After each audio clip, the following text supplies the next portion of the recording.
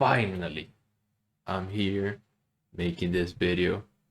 I've watched so many videos of people going for their collections, talking about their grinds, their trophies, the different games. And honestly, I love these type of videos because I'm always watching them to learn new games, to understand more of the trophy guides, to understand more of the trophies in general. And I wanted to do it myself because I think I have a decent amount of trophies, as you can see. I have a decent amount of drawings that I've done, so I wanted to share them. So I'm not gonna waste more of your guys' times. I'm gonna get straight to it. Now this is my profile, Jonathan12. Been had it for a long time. It's a really old account. My first trophy was like in 2011, if I'm not wrong, or 12 or something like that. We're gonna go through that. I have currently 199 games in my whole account played. My completion of the games that I've done 100%, some of them including DLC, some of them not even having platinums, is 92. 16.81% of my games, that's my percentage of the account. Winner trophies, 3,875.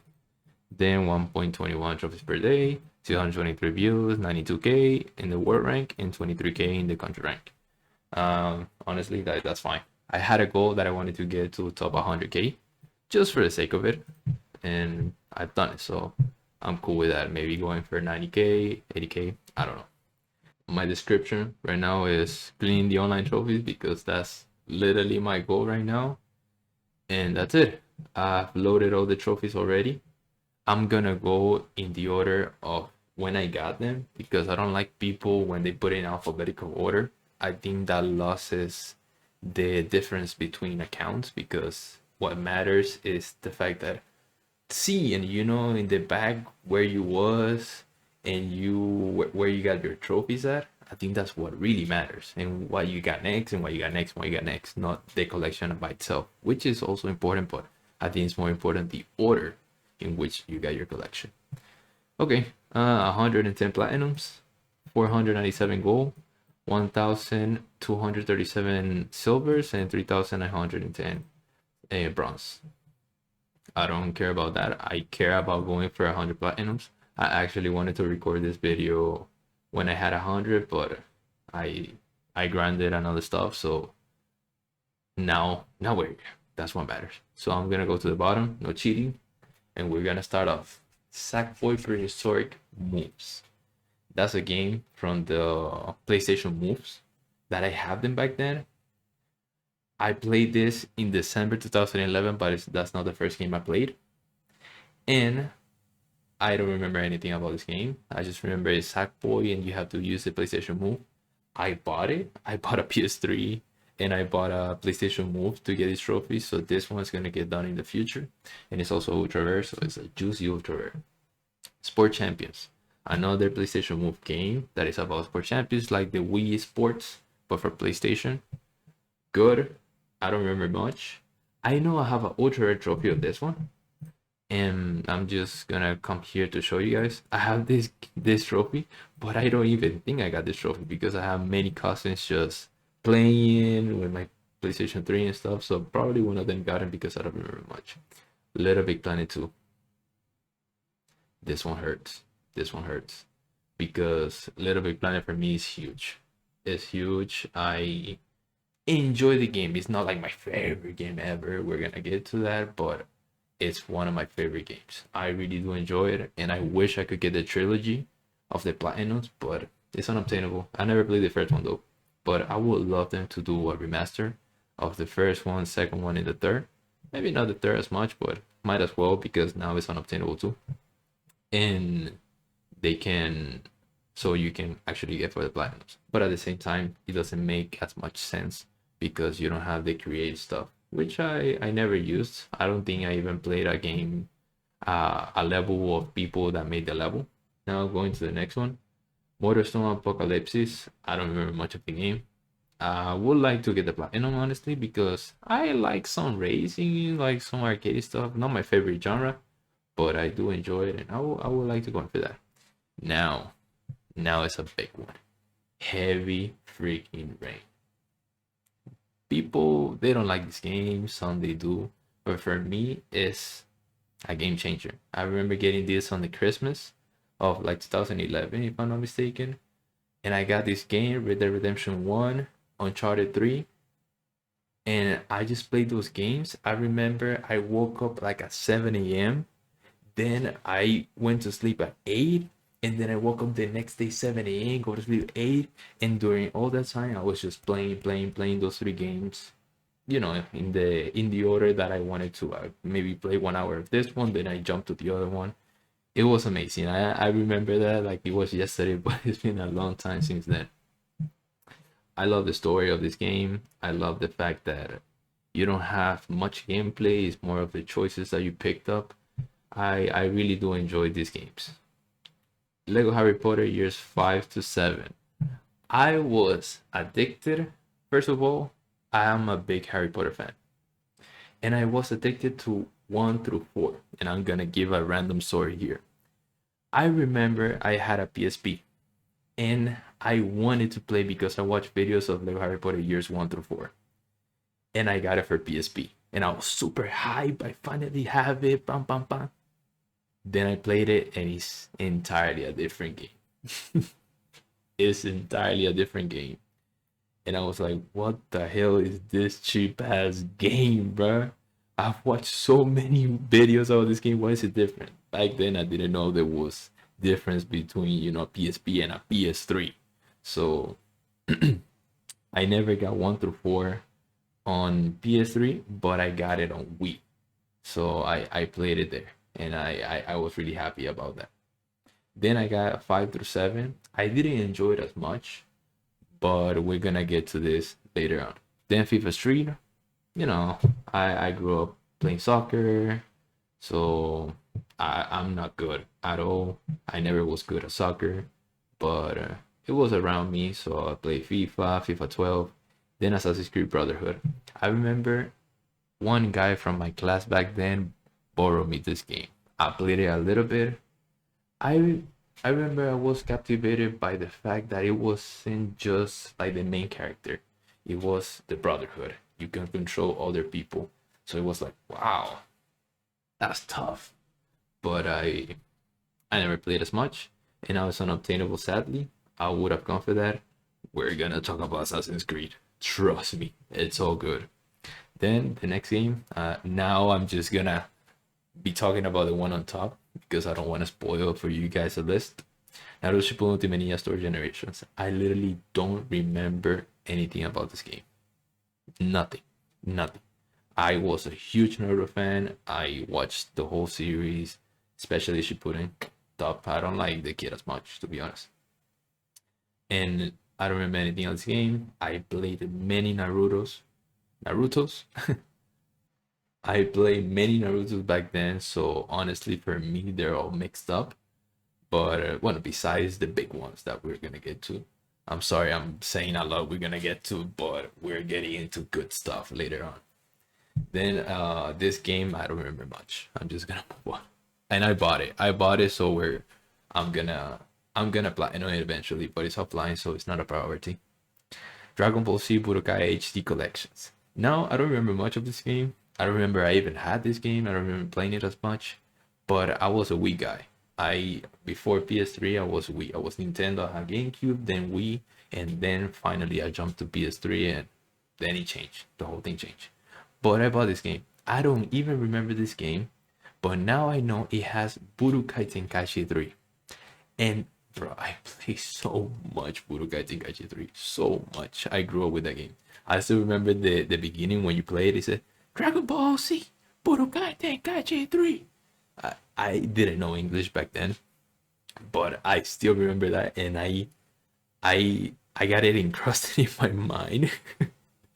And I'm not even sure if I even understand what I was saying, but I remember. I haven't played it yet. I want to play them so bad. It's a super easy platinum, as you can see, and it's gonna get done eventually, but it's offline, so I'm not focusing. Now Saints Row the Third. This game I haven't played as much. I know it's a goofy GTA, let's say it like that, but I haven't played it. I already have it, and I'm planning to do the DLC for this one too, because now I'm low-key addicted to getting 100%, but that's tough. Resident Evil 6. The worst Resident Evil, as far as I know. I'm not a big horror fan. I got this game borrowed back then, and I just literally started it. I got a trophy, and I never played it again. I have it. I wanna do it. Well, I'm gonna do the platinum, but the DLC is rough. It's rough. Just a little water break. I wanna get the DLC for Resident Evil 6, but it's literally everything online. Also, you have to get people to boost it, so it's rough. You can buy it in the PSN. I already checked. You can buy it on PSN for like $12, and you get all the DLCs, and it's not bad, but the grind is tough. So if you're interested on getting the DLC of Resident Evil 6, hit me up either on PSN or in the comments. Maybe we can get a group to get that, and that's probably gonna happen with a few games that I want to get done. So if you're interested on that, just stay tuned. Black Ops 2, big game, huge, huge game, huge game. I have the season pass. I would love to do the platinum, but the freaking platinum is unobtainable, bro. It's unobtainable because one or two trophies that are related to leaks, and they took out that game mode, so now you cannot get those trophies. If you got it back then, you good. Literally, the rest of the online trophies, the zombies, everything is obtainable but those games. That's a shame. That's a shame. Spartacus Legends, literally don't remember anything about this game. Free game, online game, that's why it's unobtainable. I was broke. I downloaded everything, so that's what happened there. Tekken Revolution, also one that it was free online, took it out. I cannot get it anymore, sadly. Super easy one. I even played a bunch, and I remember this game was the first game that I was interested of 100%ing, but I didn't care, so I didn't go for it.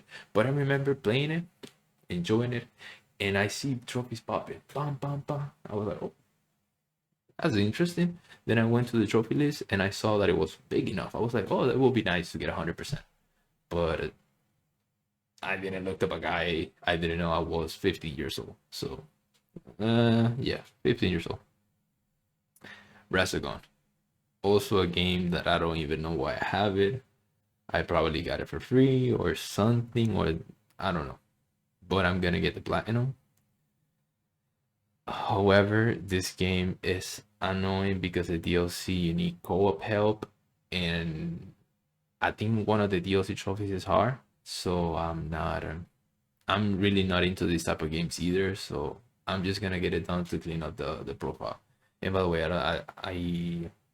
I think I didn't say this, but I want to get every trophy in my profile that I can get, as long as I can get either 100% or platinum. If not, I present you to the Cementary, because these are the games that I'm not gonna get. Like the ones that you see, for example, FIFA 12, FIFA Street. Oh yeah, I can go back and clean a few trophies, but it's gonna mess up my streak of trophies that I have, which you're gonna see. Then we have Stealth Inc. This game, I don't remember playing it either. I got 2%, so I literally just downloaded it, got a trophy, and I bounced. But this game apparently is difficult. And I already made the research, and it has DLC too. In the PlayStation Store, it's like $12 for the first one and the second one with all the DLC, like a bundle. So it's not expensive. And I want to get it actually. I do want to get it. It's like I really like stealth. Assassin's Creed. We get in there, and I'm gonna get this game. Just don't know when. It's offline, so it's not a priority either. Batman Arkham City.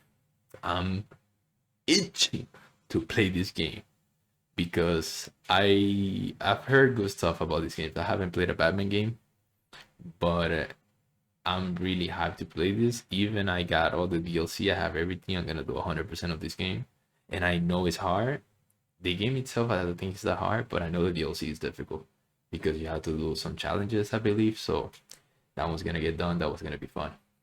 Payday 2. Oh, this one hurts me. This one hurts me. Still obtainable online trophies, but it's so tough. You need a boosting partners because you have to be a team of 4. You actually have to be good, and it's 75 hours. Well, at least as long as I know. I don't know. I haven't done much research on top of just the top, the basic stuff to know what's going on. And based on the rating right there on the PSN profiles guide, you have to have a partner for 75 hours. I think that's the most tough thing. If it would be a grind, difficult, and you can do it solo, I'm good. We're chilling. But the fact that you need 4 people, it's rough. And it's just tough. It's too tough. I decided not to go for it because of that. But I would love to go for this plan. And also it doesn't have DLC, so it's gonna be a beautiful 100%. Warframe. I don't care. I don't know this game. I remember downloading it and it was rough on the PS4. This is when I got a PS4, I think, like 2014. Yeah, exactly. This is the first game, I believe. Well, no, Resogun also. But like, this is when I got a PS4. I saw there was no games for that. I stayed on my PS3. Oof, Skyrim. I'm those guys, I'm those guys that I haven't played Skyrim. I played a little bit back then. I literally don't remember anything but the beginning because the beginning is a classic. And I literally don't remember anything. I don't know. I really want to play this game. It's just 125 hours. But I watched a video and the guy did it like in 70 hours, so it's probably not as much. I'm gonna do the 100% for this one. And you know what's the worst thing? I bought it on PS5 before like wanting to clean all the trophies that I have on my profile. And now I have it on PS5. I have the choice to play it on probably the best version with all the DLCs already. But I'm choosing to do it on PS3 because I already have it in my profile. I mean, in the future, I can do it on PS5 again. It's going to be better. Because I don't want to do it on PS5 and then going back to the PS3 to do it because it's a long game. So I'd rather just play it on PS3. It's going to get done. I really want to play it. Rayman Origins. Rayman, I grew up with it. It was really fun. I remember playing with my cousins, with my family. It was fun, but I don't remember much just besides having fun. I think that's pretty much what you have to remember. Playing Rayman, it's gonna get done. I already bought it. Diablo 3. Gotti. Gotti. This game, I have a story with this game. I wanted to buy this game, right? And I grew up in like a religious house. And I was like, how the hell do I tell my mother that I want to buy a game that starts with Diablo? And I also speak Spanish. So, Diablo. Bro, there's no way I can get a game like that. I had to convince her. I had to show to her that we did what we were not Diablo. We were actually killing Diablo. So we were on the good side. and I love this game. I remember playing it a lot. I got it with one of my closest friends. Shout out to Jose. We both bought it, and it was so fun. We played it so much. And the worst thing is that this version is ass. I already have it. I'm gonna get it, but we're gonna be talking about Diablo. Well, at the beginning of the game, at the beginning of the video, sorry, you saw that I was playing Diablo 4, so that's gonna be good. A little bit planet carding. I don't know anything about this game. I would love to platinum though, because it's somehow difficult. It's an ultra rare, but it's unobtainable, so rip. Uncharted 3. This is one of the games that I mentioned before that I got on Christmas and that I played it. I remember finishing the story. And this game is unobtainable, but thank God. Thank God. I actually did the online trophy, the 2 simple online trophies. You have to play a match and then a co-op match, something like that. And that's it. Those are the trophies. Thankfully, I did it back then. I don't even think I finished the story. And this one's gonna get done. Just the platinum. The DLCs are unobtainable because they're online, so it is what it is. Remember me? Don't know anything about this game. I have it on the PSN, so I probably got it for free on PSN for some reason, and I'm gonna get it done. I'm low-key hyped about this game. Like, I think it's gonna be good for some reason. GTA 5, GOTY, literally GOTY, but unobtainable because the service went down. I think there's some private servers for this, but I'm not sure. GTA 5 already got it on PS4, so we good. Lord of the Fallen, I enjoy this game so much, so much. I didn't even understand what it was a Souls like. I didn't that's words on my mind. I didn't know English. I didn't know what that mean. But this game I enjoyed so much. And I really want to go back to this game because now that I'm in the trophy hunting side and I want to get everything done, I remember that I watch videos, and in this game, when you defeat a boss without getting hit, I think like it drops you a better thing. And in those games, in this type of games, I remember back then I wanted to I wanted to always collect everything. I always wanted to collect everything. So now with guys and stuff, knowing that he exists, I can collect everything and pretty much do like a dream that I had back then. Oof. Oh my god. Eleanor. One of my favorite games of all time. One of my favorite games of all time. I love this game. I love the fact that it's not like heavy on a shooter, and it's not like it was like more story oriented. Even though I don't understand, but I didn't speak English back then, but I still got it done. I still enjoyed it. I wish I could go back in time and actually watch myself playing games because I don't understand how I understood, you know? So, oh my god, 27th of July. This is my birthday. Literally, that's my birthday, 2015. I didn't notice that. That's fire. I was turning 16. That's fire. This game is gonna get done. I already have it. I have the DLC. And this is gonna be my platinum 125. 125th. I'm sorry. Darksiders 2. This is a shame. Literally a shame. I remember playing this game. It was so much fun. I never played Darksiders 1. And I remember the open world and collecting everything. It was like Zelda Twilight Princess because you unlock stuff and then you can go back and collect more stuff. I always loved that game. Shout out to Zelda Twilight Princess. GOTY again. But this is a shame because it's unattainable because of one trash trophy that is like sharing an item with a friend or something like that. That's crazy tough. But well, rip. I'm gonna do it on PS4. Mortal Kombat. I grew up in, fighting games. I never was good in them. I just have fun, Mortal Kombat, everybody wanted to have it. Blah blah blah. Middle-ear Shadow of Mordor. Don't remember much of this game. I'm not I want to say Elden Ring. I'm not I don't remember the name right now of the series, but I'm not a big fan of this of El Señor de los Anillos. I don't even know the name in English, but I do want to do this game. I already bought. No, I have it in my car. The season pass for the DLC.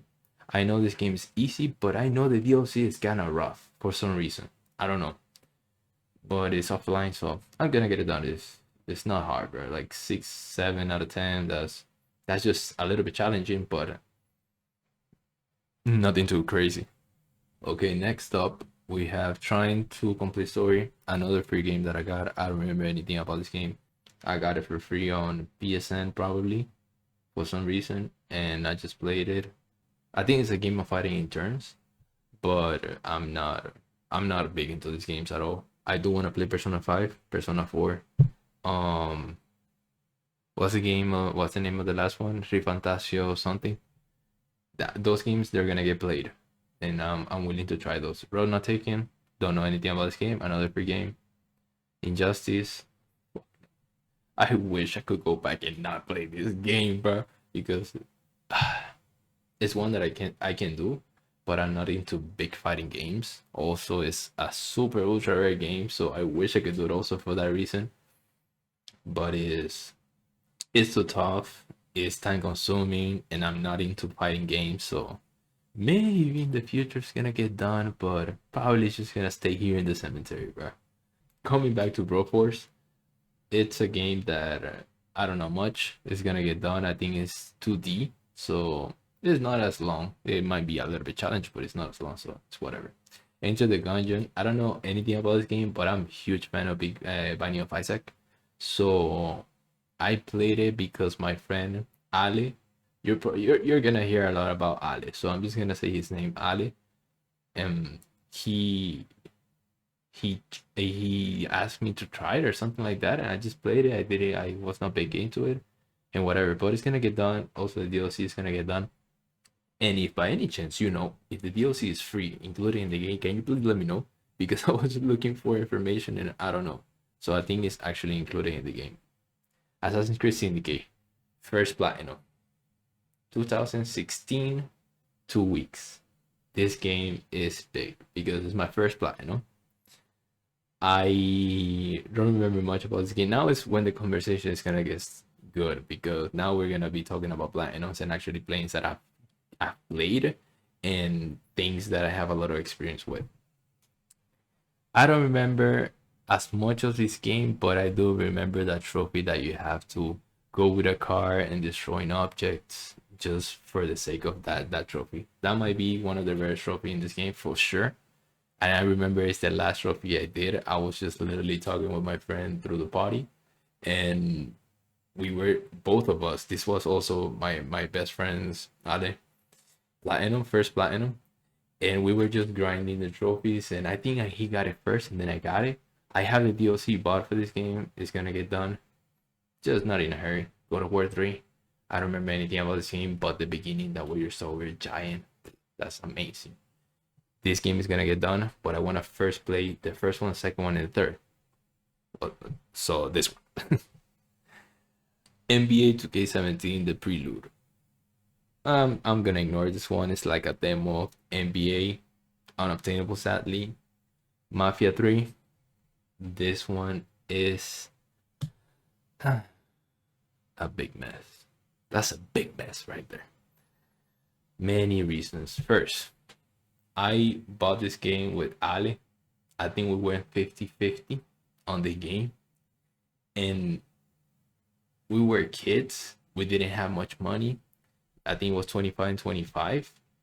Or no, yeah, I think it was 25-25, not 30 and 30. I think it was $50. And we bought a whole price and it was ass. The beginning of the game is incredible. It's super good. But then when you got into like the mid game, it just starts to be so repetitive.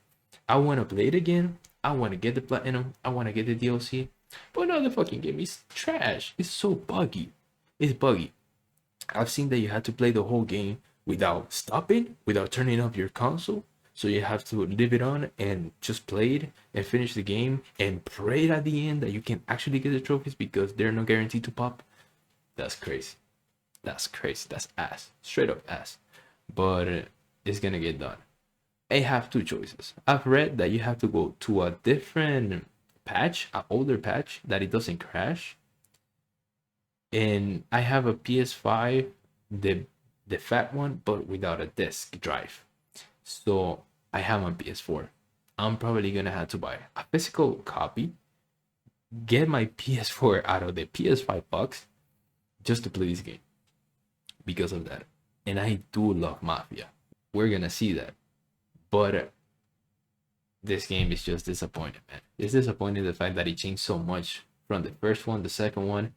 And back then, by the way, I didn't play Mafia 1 or 2. I played it after. So I didn't know. I didn't even compare it to the first one or the second one. And I know it was ass. So Naruto Shippuden Ultimate Ninja Store. We're gonna see a lot of Narutos. This is on the PS3. So I literally was playing PS4, and I went back to the PS3 to play this game a little bit. Why? I don't know. Naruto Shippuden Ultimate Ninja Store 4. Probably that's the reason why, actually. I probably was hyped for Naruto Ultimate Ninja Store for some reason, 4. And then I went to the 3 to play it a little bit. Then I played 4. I don't remember, but huge games. Both of them are going to get done. I bought a DLC for Ultimate Ninja Store, thankfully. So I'm going to get 100% on that. And Naruto Ultimate Ninja Store 4 is also going to get 100%. Neo. I don't know much about this game. I know it's a Souls-like. I don't think it's as difficult as like a Bloodborne or like Sekiro, but it's probably just challenging, you know. And sadly, the DLC is really time consuming, but it's gonna get done. I don't have a problem with difficult games. FIFA 17. This is probably the only FIFA that I actually played and enjoyed because I was watching a YouTuber, a Spain YouTuber, DJ Mario, that he just upload videos about this, and I actually got into FIFA. I played a little bit. I'm never been big into soccer, but I grew up in a family that was, so I was always around it. But like I'm not a big fan. I just played it for actually the game, and I got into it a little bit, you know, players and stuff, and also 17. I think is an amazing FIFA, so I'm proud of that actually to play FIFA 17. Sadly unobtainable. Oof. Now we're gonna get into some sports. NBA 2K16. This game got me into 2K. It did, bro. They put it free on PSN Plus. I have PSN Plus. I played it, and I was living in the United States back then. So I was a little bit around basketball, but I was not big into it. Then I played this game, and like I started watching games. I got into the culture, you know. And I remember Pretty Boy Fredo. That's just, oh, so old, but so good. And it's 2K16, so it's a really good one to get yourself into. I'm actually glad they put it on PSN and I got to play this game. I played it a bunch, and I always loved the RPG thing that the game has with a character, that you can have a character, then upgrade it, and so on. Lumo, don't know anything about this game. I know it's hard, apparently. It's a really ultra rare trophy, so it's gonna get done. No problem at all. 2K17, I got myself into 2K16. 2K17, I was hyped. I played it. I was always curious why this literally has a 0% platinum. I think it's because probably a game was trophy was bugged, or because one of the trophies was so hard that nobody got it, and then the server shut down. That wouldn't surprise me. Uncharted 4. I played Uncharted 4 without playing Uncharted 1 nor Uncharted 2. And I didn't play it as much. So I don't know much about the game. Besides the beginning, and I don't know anything about the game, thankfully. So I haven't get myself spoiled. This game is gonna get done. I already played the first one and the second one, but the third one I don't have it like fresh in my mind, and I haven't played it yet. I haven't gotten the trophy for that. The platinum, sorry. But it's gonna get done. I'm just finishing the other ones, and I do want to do the DLC, but I know the DLC is rough, and I'm not looking forward to do crushing mode in this game because, oh my god, I've heard it's hard. So I don't know. We will see. We will see. A Way Out. I'm not clapping as hard just for the microphone. A Way Out. Amazing game. I also played it with Ale, and we literally here I wasn't a trophy hunter, by the way. I was just getting platinums of the games I really loved. I really enjoyed it. And A Way Out, I remember we played it, we enjoyed it, and then we went back and we were like, damn, we have a lot of the percentage of the trophies. Let's actually take a look. And we take a look, and we saw that it were super easy trophies. So we literally just chapter select, got the trophies, boom, platinum. I remember more of the story that we enjoyed besides the grind from the platinum. It's super easy platinum. Harry Potter, Gotti. Lego Harry Potter. I'm big Harry Potter fan, as I said before. I grew up playing this game on the Wii. When I saw this game had a PS4 version and also a PS4 version for year 5 through 7, I was so hyped. And I always remember back then in the Wii version that I wanted to do 100% of the game, but I never did. I didn't know back then it existed guides, so I was clueless. And I remember collecting everything, but I couldn't find a few things. So I remember it was like 98.6%.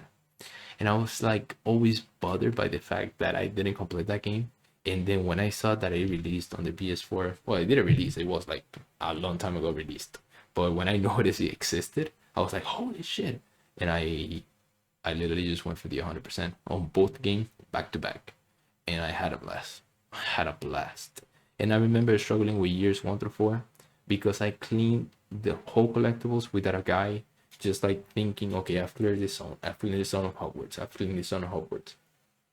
And I had one zone that it was in the stairs, that is like a little room, and I couldn't find it. I saw the arrows with the cheats that tells you that you have a collectible there, but I didn't know. And when I found out that was the place where I missed a few collectibles, I was so hyped and I got 100%. Then based on the lesson, years 5 through 7, I didn't struggle. But I remember thinking that years 5 through 7 was so much worse than years 1 through 4. But I'm gonna replay them, and let's see if I still think that. I actually think it's gonna be the reverse, because years 1 through 4 is like simple, and 5 through 7 it's a little bit better, but Hogwarts is not as good, if I'm not wrong. Unravel 2, that's a crazy one. This game, I remember Ale went to my house. We got snacks. We were stacked. We were prepared. Oh my god, we're gonna play this game. Go up. We're gonna enjoy it. We literally sat down. We played the game, and we're like, what the hell are we doing, bro? Go to your fucking house. This game is ass. And literally, that's what happened. He literally left, and we were playing League. So this game, I don't remember much. We didn't play much. We just got really bored of the game. Maybe now, with the experience I have, it's not gonna be as bad. But I remember being it really bad. So, and I want to get this platinum, but there's no online co-op. And sadly, I don't live in the same place as my friend does, so I don't have anyone that actually come and help me with this game. So I'm screwed for now. But it's offline, so maybe in the future I can get it somehow. Rocket League, I didn't play much. I just played a little bit because it was a trendy game. Everybody was playing it. I played it a little bit, but I was never big into it. But I do want to come back and play everything, get the 100%, get it cleaned up real good. And I remember there was some unobtainable trophies, and everybody was telling me, or well, at least the friends that I know, the friends that know that I get trophies, they was like, oh, this game's unobtainable. Maybe you should go back and clean it up. And I was like, nah, I don't care about DLC. Okay, now I do care. Thankfully, apparently it's obtainable anymore. It's obtainable again, so we're good.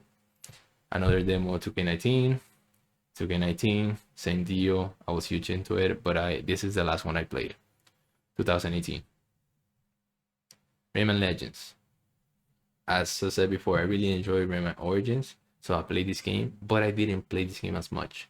However, this game is gonna be the next platinum I get, the next grind I go for, because this game has a shitty ass online trophy that you have to play dailies to reach the maximum level. Because if you don't do that, you finished entirely 100% of the game, and you still need a bunch of XP, and you have to grind it through daily. The hell is that? And you also have to be a score of your friend 30 times, 30 days. So you have to grind for that, and usually the grind from the daily lasts about 3 months. Excuse me. So it's gonna be 3 months of grinding daily. So it's okay. Don't play the division. Didn't play this as much. Probably got it for free or something.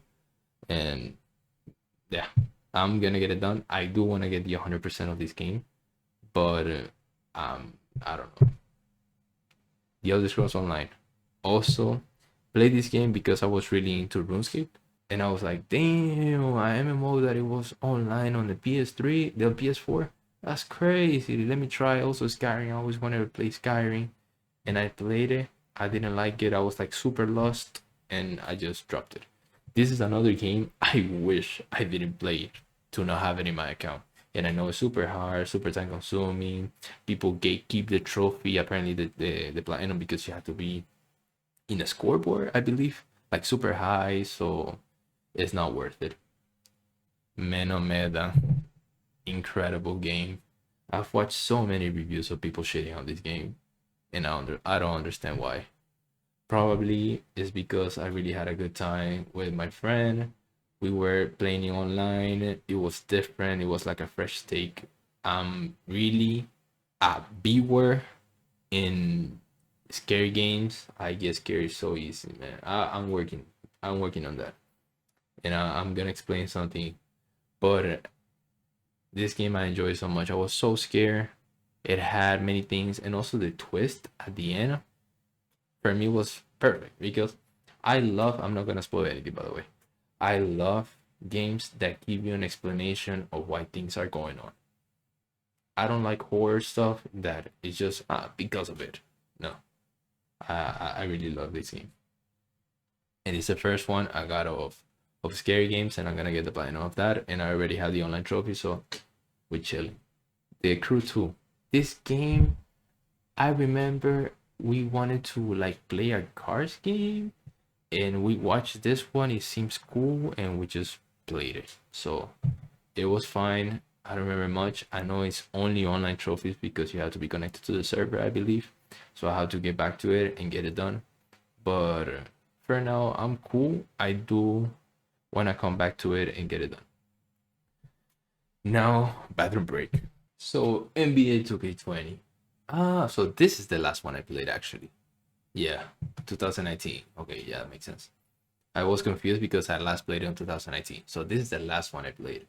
I remember grinding this one so much, but these games are pretty much impossible to play them. You have to be like super good in park, have a good team, but now to put Ultimate Ninja Storm. I played this game. I bought the trilogy here. So, but the first one is gonna be on top because I already got platinum for that. There's a spoiler there. But the second one, I want to do this one next. But I know there's an online grind for the badges, and you have to boost 50 matches, 50 rank matches that you have to win. So I want to get it done because it has online trophies. But it's annoying. Online trophies, they're a grind, but I'm focusing them because I don't want to have the pressure, of the fact that our online trophy has gone offline and I didn't do it. Ultimate Ninja Storm 3, full burst. Also, I loved it. I played the story. I think it's an amazing way. If you have already watched Naruto, I think it's an amazing way to relive the series without actually watching it because it's so long. This way you can, interact with it and also enjoy it because it's a good summary of everything. The Witcher 3 Wild Hunt. God, yeah. This game, this is a masterpiece. This is when I first started getting platinums, like trying to get platinums, but not 100% for all the games I played. And it was amazing. I love this game so much. The When minigame, Gotti. The story, incredible. The side quest, amazing. So good. So good. If you haven't played this game, bro, you're tripping. You have to play this game. There's no other way to say it. And I got the platinum. I remember I cheated because you can go back with a new game plus, put it on hard difficulty, and I had a build. I was so tryhard, man. I had a build that you use potions, so you get yourself like intoxicated, and you do more damage with that, and you also have the ability to like spin. So literally, I put it on the most difficult difficulty. I put that build, and it was easy. It was super easy. I literally spent a speed run the whole game, so it was nice. Back then, I didn't care about the 100%, so that's why there's not 100%. But I do have the DLC. I just waiting to go for the PS5 version because I have a really bad memory. That's also why I wanted to do this video because I wanted to rant about everything before I forget, and especially the fresh games that we're gonna talk in a little bit. Star Wars Jedi Fallen Order. I remember playing this game. I low-key liked it. I'm also not big into Star Wars. I'm not a big sci-fi futuristics fan. I'm not. I'd rather have something older like The Witcher, Mafia 1. I'm more into like old stuff than future stuff. But I can also enjoy future stuff. It depends of the thing it is. Star Wars, I want to get back into this game. I just know the collectibles and the map is ass in this game. I still remember when I played it. I didn't finish the game. I remember I enjoyed the parry thing. It was fun because it was not easy. You had to do it like in the last minute. And I'm looking forward to playing this game, actually, like a lot. To also play the PS5 version of the second one. Life is Strange. Amazing. Amazing game. I know people think it's for teenagers, and maybe it is. I played it in 2019, so I was what, 20, and it was fine. I liked it. It was an easy platinum. I don't remember if I actually like played this game trying to get the platinum or I went back and cleaned it. I actually think I got the platinum because in back here I wasn't like platinum everything I played, as you can see. So for some reason I just liked it. And I remember I played also the other one, Uncharted 3. I'm gonna skip it, Before the Storm, because I liked it so much and I just wanted to know the story. Uncharted 3. I know what happened here. Here, Life is Strange. I played Life is Strange. Then I remember about the trilogy for Uncharted. So the first one, second one, the third, I played all of them, and I got burned out on Uncharted 3. That's why I don't do that anymore.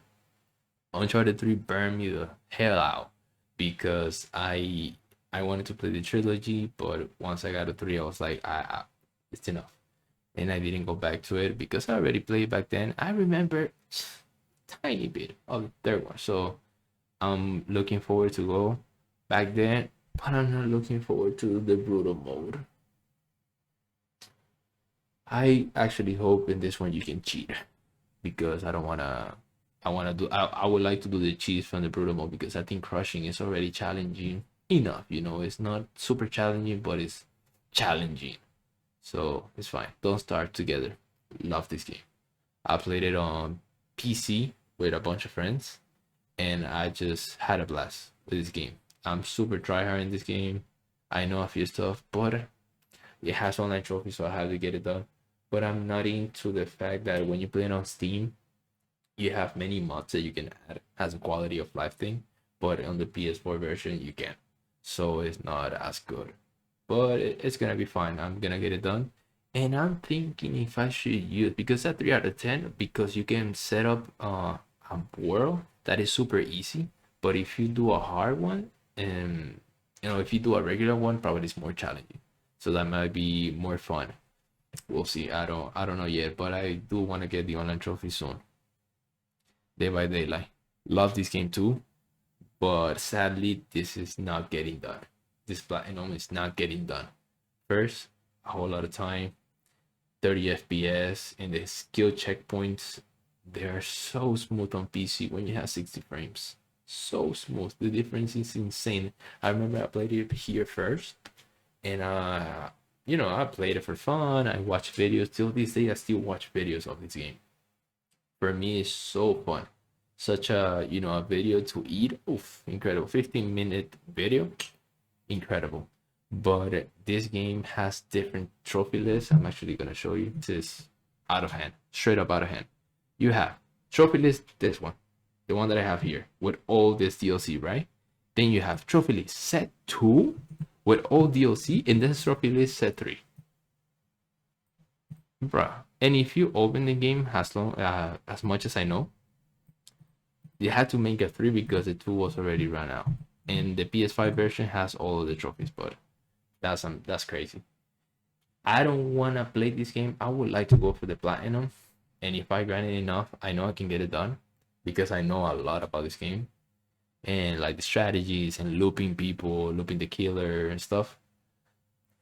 But I'm afraid I play this game and then those other 2 lists I get a trophy because those trophies, they also have miscellaneous stuff. So if you do anything, I think as far as I know, if you do anything, those trophies are gonna get popped. And if I get one of those lists, hell no, I'm good. Assassin's Creed Odyssey. Now from this star we're gonna see platinums non-stop. Okay, Assassin's Creed Odyssey. I remember I enjoyed so much this game. I know people shit on it, and they have a reason why. Because Odyssey, once you play Assassin's Creed 2, Assassin's Creed 4, you understand what is Assassin's Creed. And Odyssey has nothing to do with Assassin's Creed. But Odyssey is a The Witcher clone. And I love The Witcher. And I actually think they made an amazing job with this game, with the fact that the side missions are incredible. Everything makes sense in the side missions. There's also a famous side mission that if you don't do, you have consequences in the future. I'm not gonna spoil, but it's an amazing game. I loved it. I had the 100%. I bought the DLC, but I put so much time into the main game that when I got the DLC, I didn't finish it. First, because it was sci-fi stuff, and second of all, because I was burned out. But I'm coming back to this game. I'm 100% in it, and it's gonna be fun. It's gonna be really fun. I'm looking forward to that. Fall Guys, I played this game because a friend of mine wanted to play it. I played it a little bit. I I bounced, but sadly this game's unobtainable because some of the server stuff that they did, they put like a different launcher. I think Epic bought it and they put a different launcher, so now it's unobtainable. And rip. I will do this one. And I remember I was looking forward and I was trying to do some research on the hardest trophy that is winning 5 games in a row.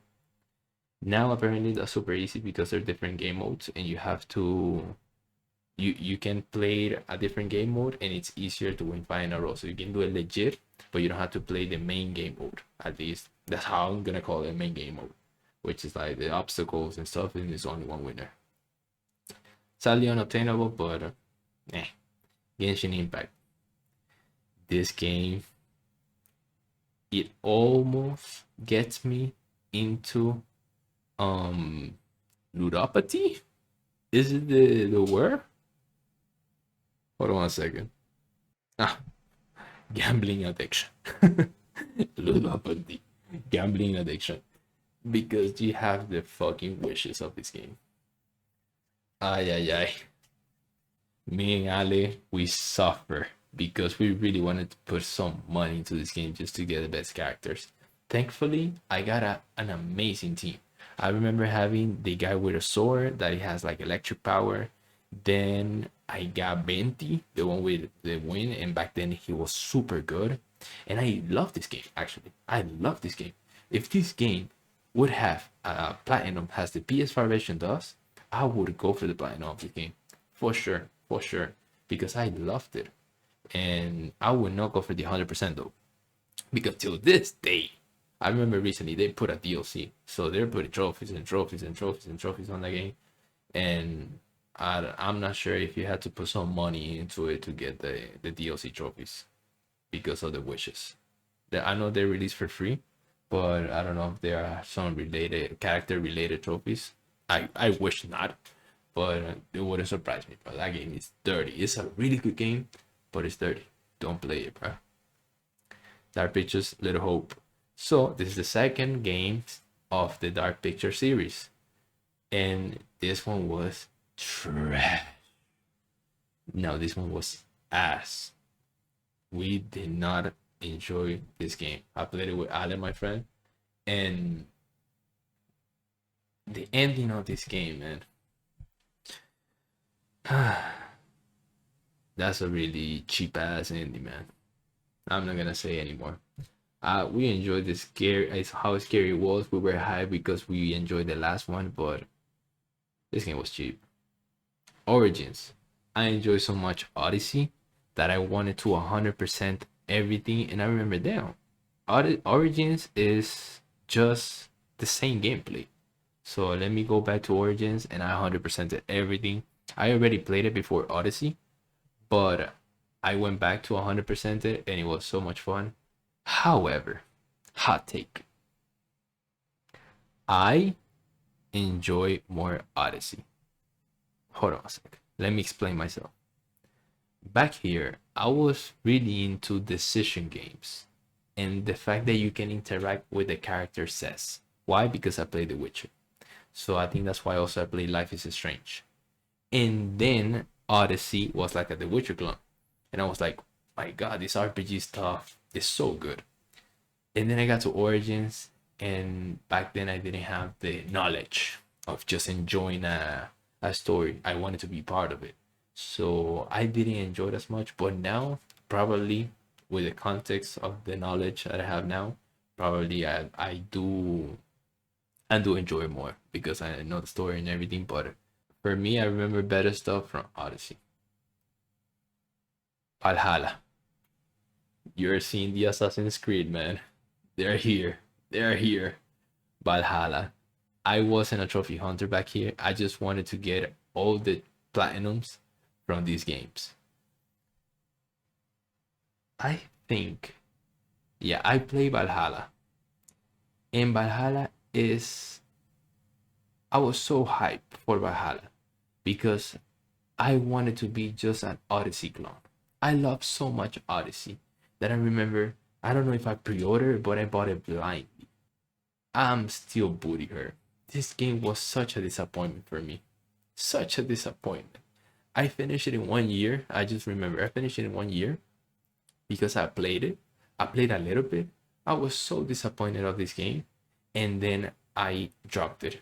I dropped it entirely. So I literally paid the whole price. I was so disappointed I dropped the game. Then I played Odyssey Origins, now I remember. And then I went back to Valhalla to finish it at 100% and play it slowly. Because in this time period, I wasn't platinum any game. I was just enjoying the games. And I remember liking long games because I can get myself into a comfort zone, to say it that way. And I just enjoy the game. I do my stuff during the day and then I went back at night and go back to the same game I already have. So I had a good time with Valhalla once I changed my mindset, but I was hoping for Odyssey clone. And it was not, bro. It was meh, bad. And also I played on PS4 and it was a little bit rough. On PS5, I remember my friend telling me that it was much better. Now, Assassin's Creed 2. Sir, Valhalla, the ending of Valhalla was, I could shit on him all I want. But Valhalla, the ending was so good. So good. I loved the ending of Valhalla. And I was like, damn, I really want to understand the story now. And this is when I was like, I want to get all the platinums for Assassin's Creed. And I've pretty much done that. Almost. This game has, amazing story. Ezio Auditore da Firenze. Incredible character. I remember playing this game. It was a rough period for me. Let's put it that way. And my schedule was all fucked up. I remember playing this game the whole night until the morning just to fix my schedule. I was in a down state. But I loved it. The only problem with this game was the feathers. Oh my god, the feathers was so bad. I'm actually an enjoyer of collectibles. I know that's crazy. That's amazing. That's crazy to say. I understand. But I actually enjoy it. As long as you can track them. As long as you can maybe put a video on the side and just enjoy and collect them. Just to get it done for a trophy, But definitely not the case with this game. This game is rough. Ghost of Tsushima, masterpiece, more or less. It's really good. The combat is amazing, but for me, the story, a little bit of charm from Yen Sakai was needed, for me at least. Maybe this also the transition of me coming from RPG games that you can pick your choice of what you're gonna say, or at least an idea of what you're gonna say. So I was getting myself into games that just tell me a story, And this game, it's crazy. I'm gonna give a hint. It's not gonna be a spoiler, but I just cannot say it. There's a really sad part of the game that it's in the feelings. If I'm not wrong, it's on Act 3. So if you play the game, you understand. I do want to get the DLCs. Let me go over the DLCs. I'm sorry, I forgot. I do want to get over the DLCs of Ghost of Tsushima. I know it's the online part. Valhalla, I want to get the 100%, but that's gonna be mindless grind, to be honest. So we will see. The Origins, I also want to get the 100% for sure of that game. Origins and Odyssey, easy 100% it's gonna be. Talos Principle. Now I found Nick AR. This is when I started being a platinum hunter, a trophy hunter. I remember watching YouTube. I've been watching YouTube since forever. And there's a video that got recommended to me. It was Nick AR's Crash Bandicoot 3? No, 5. I'm sorry. 5. No, 4. My God. 4. Crash Bandicoot 4. And I love the fact that he suffered through the video. But he pushed through and he got the platinum. And I was like, what the fuck? There's actually people that go for platinums on every single game? What? Because why? I was going through the games that I enjoyed, but then I found out there was this community of people that just go for trophies. And I was like, my mind was blown, literally, by that simple thing. And I was so impressed that I was like, okay, I'm gonna try that. I'm gonna give it a try. I'm gonna go and get the platinums for the games that I enjoy, but every single one of them. And I'm gonna push myself through it. So shout out to Nick. And then Nick presented me to Ryan Mystic. Shout out to Mystic too with the 30-day platinums. I love those games. Both of you guys, literally the reason why I go for platinums or trophy hunting is because of you two. So shout out to you. I appreciate you because this hobby is fucking amazing. And especially shout out to Mystic, because Mystic with the videos, consistency of the news and stuff, bruh, the hobby changed entirely for me. So I went into this game, Talos Principle. I grew up with this game. I loved the fact that it was puzzles. It was so different with the lights and stuff that you have to point, and the Easter eggs. So what I was looking for the most when I decided for this game to be, the first one that I platinum with this new hobby mind and mindset, I wanted to do the Easter eggs, because there's a point that you are in one level and you can open the gate for a star that is like a collectible from another level, and things just get trippy. It's so, like, the puzzles are so complicated. You definitely need a guide to get the platinum for this, and it's amazing. It's a really good game. I recommend it. I'm looking forward to play the second one, but I haven't yet because I haven't been in a mood, to be honest, to play a puzzle game like this.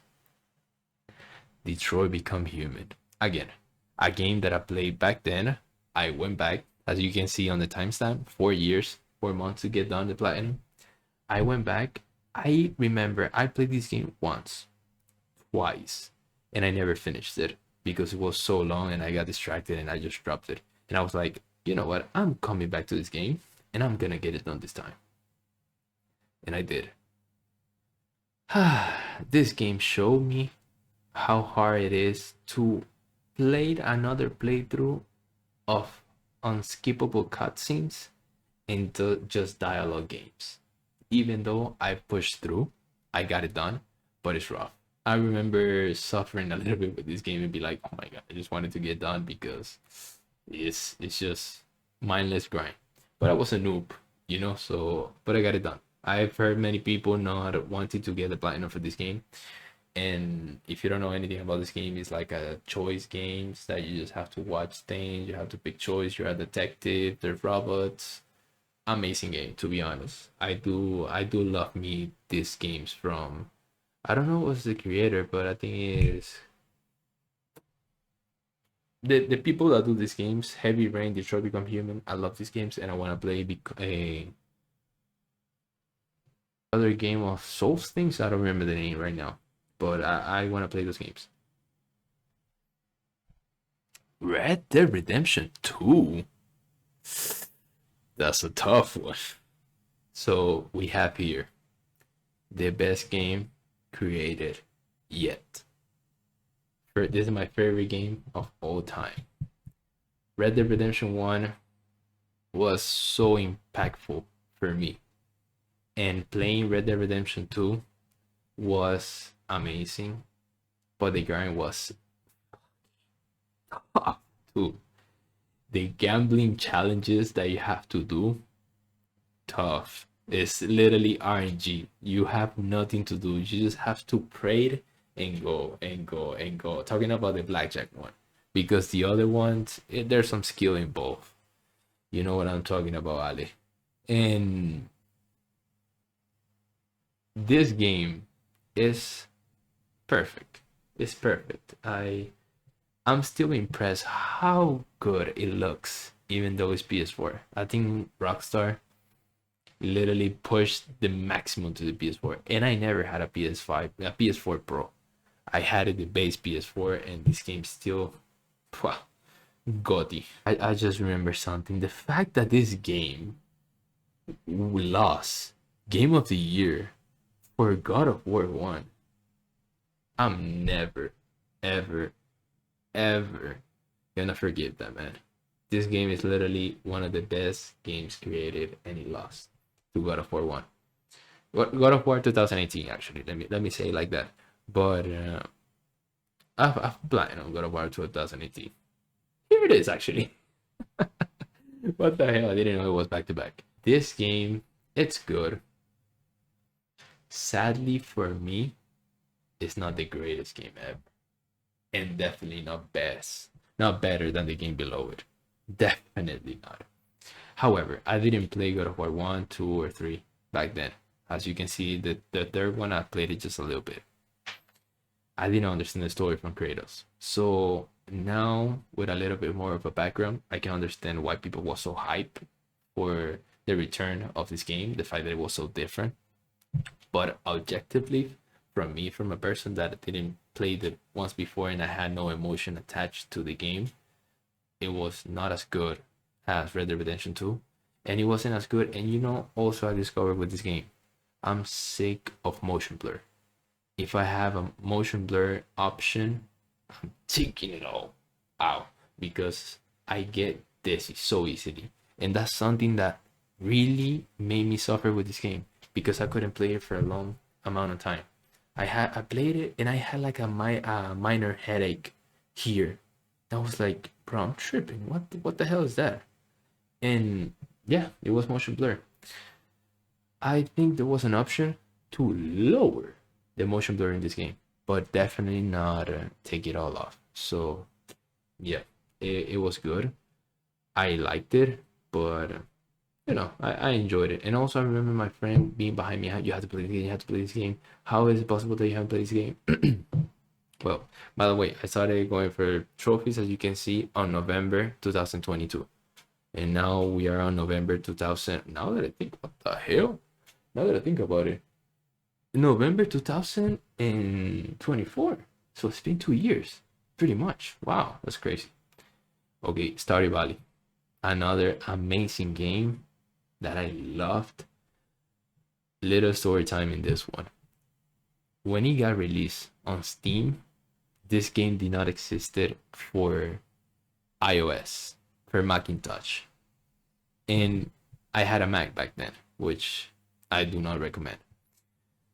And this game was only released on Windows, and I couldn't play it. Somehow, I downloaded an emulator of Windows into my Mac so I could play this game. That's how bad I wanted to play it because I watched so many videos. And the day I did that, which I think I was #1 guy to play this game on Macintosh, I think, because I was insane to play this game. And what I did, I still remember to this day. And the day I got it, I played 14 hours straight, non-stop. 14 hours, man. I was so hyped for this game and so hooked, and I knew exactly what to do. It was addicting. And again, it was addicted when I played this. It was really good. It was a tough grind actually. I remember being super grindy. The fact that I wanted to drop it, but I wanted to get it done, so I got it done. And now, literally yesterday, I realized that he added DLC for the 1.6 version because he didn't. The creator of the game, he made an update of the game, and he didn't upgrade the. He didn't add trophies to the new update, and now he did. So I'm super stoked to literally just go back and get the trophies for this game in 100%, an amazing excuse to replay this game. And my save is like 100% everything, so I think it's not gonna be as far. Really recommend this game. Farming simulator, incredible. Actually, a farming simulator is a little bit of an insult to this game. So good. Assassin's Creed Brotherhood. So I bought the trilogy, the Ezio collection, and I had Assassin's Creed Brotherhood. I wanted to do this one. I played it, but for some reason, I did not like this game as much as I thought I would. I remember the last boss fight glitched on me, so the guy wouldn't hit me, and I just killed him, and that's it. I don't know, man. This game for me was a downgrade based on Assassin's Creed 2. I know people think this one's better, it's an improved thing. The crossbow is so much better though. And also, since the PS4 version, the Ezio collection, you have to do the DLC to get the platinum. So I did the Da Vinci stuff that I was also not looking forward to because I actually wanted to get it done. Maybe with a new pair of eyes that I have now, and I would have enjoyed this game better, but back then I didn't enjoy it as much. And I made a crucial mistake. Assassin's Creed Revelations. I played it back to back. I learned from these games that you should not play a series of games back to back. Why? Because you finish Brotherhood, and the ending of Brotherhood is literally, I think it's like, I don't remember as much of the ending of Brotherhood, and if I do, I don't want to spoil. I have a theory, but I don't want to spoil it for you. And I was so hyped to play Revelation. But what happens when you play a game back to back or the same series? You play the first one, you enjoyed it, you're stoked to play, you're hyped to play the second one, and then you played it, and halfway through the game, you're like, God damn, this is the same grind, and I have to do it all over again. I did it though. 3 days, 20 hours. I enjoyed it. It was really good, and I did not remember I played Brotherhood back then, but I did. I went back to clean it up. Literally, a bunch of these games is just me going back to clean it up my list. Heavy Rain. Gotti. Again, I played. I talked before about this. I was so hyped when I found out there was a PS4 version, so I just went back. I got 100% of this game. I love going back to these games that I played before because they are games that I played, but I didn't 100%. So I enjoyed it so much, and I didn't find everything of these games. So I had a excuse to going back and actually see all the endings and stuff. However, as I said back then with Detroit Become Human, this game is rough. These games, replaying these games are so tough because you have to sit there and just watch the same cutscenes. You know exactly what they're gonna say. It's boring, to be honest, but it's a pain that you can get through, and it's worth it for the platinum, to be honest, if you like the game. Jason. Okay, Assassin's Creed 3.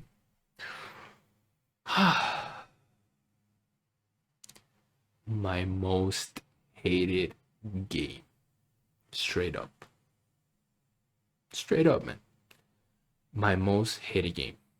This game, for me, on Revelations, compared to Revelations, was a straight up downgrade in all sense. Why? I'm not a big Snow fan on games. I did not like the main character of this game. I thought he was bland. I understand he's tough and stuff. I didn't enjoy it. To be honest, I didn't enjoy it. And we're gonna see a fun thing about this game in the future. I did it again. And yeah, I did not enjoy it. I did not like the story. I hated the 100% for this game because you have to do every single thing. You have to do the tunnels. You have to do the naval missions 100%, and those are a pain to get the side objectives. Horrible. I You have to collect everything in the map. I did not enjoy it at all. At all. Yeah, simple. SpongeBob Battle for Bikini. Classic. I didn't play it back then on the PS2, but I wanted to play it because I think I watched a YouTube video. And fun fact, this is the only game I've played in Spanish because all my games I played in English. Now that I know English because it's the main language, but SpongeBob, I grew up with him and I watched it in Spanish. So my nostalgia was in Spanish, with the boys in Spanish. So I played it in Spanish just because of that, and it was amazing. I enjoyed it. The voice acting of this game really good. It was just the same SpongeBob I remember, so it was good. The devil in me. No bueno, no bueno. This game is the fourth, not the third. The fourth game in the Dark Pictures anthology. Me and my friend Ale, we were so hyped to play this game because it had the trailer. If you don't know, these games, they give you a trailer within the game of the next game they're gonna release. So in the third one, we found it, and the trailer was so good. The trailer reminded me of Saw, and I'm a huge Saw fan. I love Saw. I love not the fact that they unalive people. Let me say that just because of YouTube, just in case. And it's the fact of the puzzles and the things that people have to do and stuff. I found that super interesting. And in this game, I thought it was gonna be like that. And so how it was like that, but it was ass. I still remember a part of the game that you have to unlock one of the characters of not or not they're gonna die, and it's about respiration stuff. Literally, the game doesn't give you a hint at all, to know what to do in that part to survive them. You have to literally guess, and that's just dumb. At least that's what I remember. I'm still pissed about that part, and I obviously went back and I cleaned it up, and it was also rough. It's not a good game. It's disappointing, to be honest. Hogwarts Legacy, my first PS5 game. This is when I got my PS5, and this is gonna be hilarious actually. But Hogwarts Legacy, as I said, big Harry Potter fan. I got a PS5. Hogwarts Legacy was releasing, but it took me 2 weeks. You actually think it took me 2 weeks to platinum this game? No, it didn't. One of the freaking trophies bugged on me. It was I don't remember the name of the creature, but I know it was a bug that a lot of people suffered when they played this on release. Why? It was a creature that you went to a generic camp of bandits, and then you just literally saw a lock there, and you were like in the camp before a mission, an important mission, and you were like, "What the hell is this lock? Let me unlock it." Why not? And that made it bug because then in the future, when you play a side mission that you have to free him, the creature, I don't remember the name, but I remember he had a specific name. You cannot unlock that anymore because you already did in the past. And I was so mad because, as you can see, my list was literally 100%, 100%, 100% plan. And this game, I couldn't do it. Obviously, this DLC is new, but I couldn't do it, and I was like so mad because of that. But eventually got a patch. I was so hyped. I remember I was outside of my house, and then I saw that we got a patch. I was like, yeah, I could go back and actually finish the platinum because I didn't want to play the whole game. You have to do 100% of the game. Kingdom Come Deliverance. GOTY once again. Amazing game, but a really clunky masterpiece. Literally, that's the definition of this game. Clunky masterpiece. Amazing game. The platinum is tough. You have to do a Pacific run. Not Pacific. Pacifist. A pacifist run. You have to do a pacifist run that you only kill one of the bosses that you have to kill for plot reasons. So amazing game. I recommend it with my eyes closed. It's janky. It's probably rough to play it on first person with 30 FPS, but it's so worth it. So worth it. I also bought the version with the DLC, with the legendary version that brings the DLC. Sadly, that is actually a negative because you have the DLC in the game. And to finish this game, you have to do something with a character that is on one of the DLCs. And if you don't do the DLC of that character, because you have to talk to him to finish the game, he tells you, "Oh, I have something else to do here before leaving." And I was like, "Okay, what?" I was so hyped the day because it's a long game, and I was so hyped that I was gonna finish it finally and be done with the playthrough. And I also got my PS5, and I'm gonna get to the story later. Going back to the story, I was so hyped that I was gonna finish the game on that day that I thought I was gonna finish it. And then when I finish everything, I go back and I can't.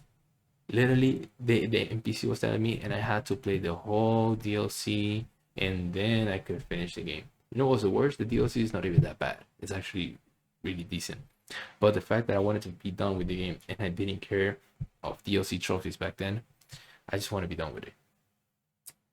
I played this game before Hogwarts Legacy. I got my PS5. Okay, I got my PS5, and I was so persistent with the idea that I have to platinum, I have to finish the games that I'm doing, that I got my PS5 and I didn't play anything PS5. I just finished the playthrough. That's why I was so mad that I couldn't finish the playthrough, because I wanted to move on to play PS5 stuff to try it, and it took me longer.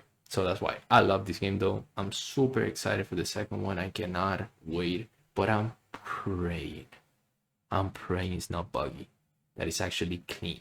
If it's clean, it's gonna be the best game in 2025, bro. I don't care. Oh well, unless they release GTA 6, we'll see. Moving on, the Binding of Isaac Rebirth. This is my hardest platinum that I have, definitely. A 9 out of 10, a bunch of playthroughs, and a bunch of hours that you have to play this game.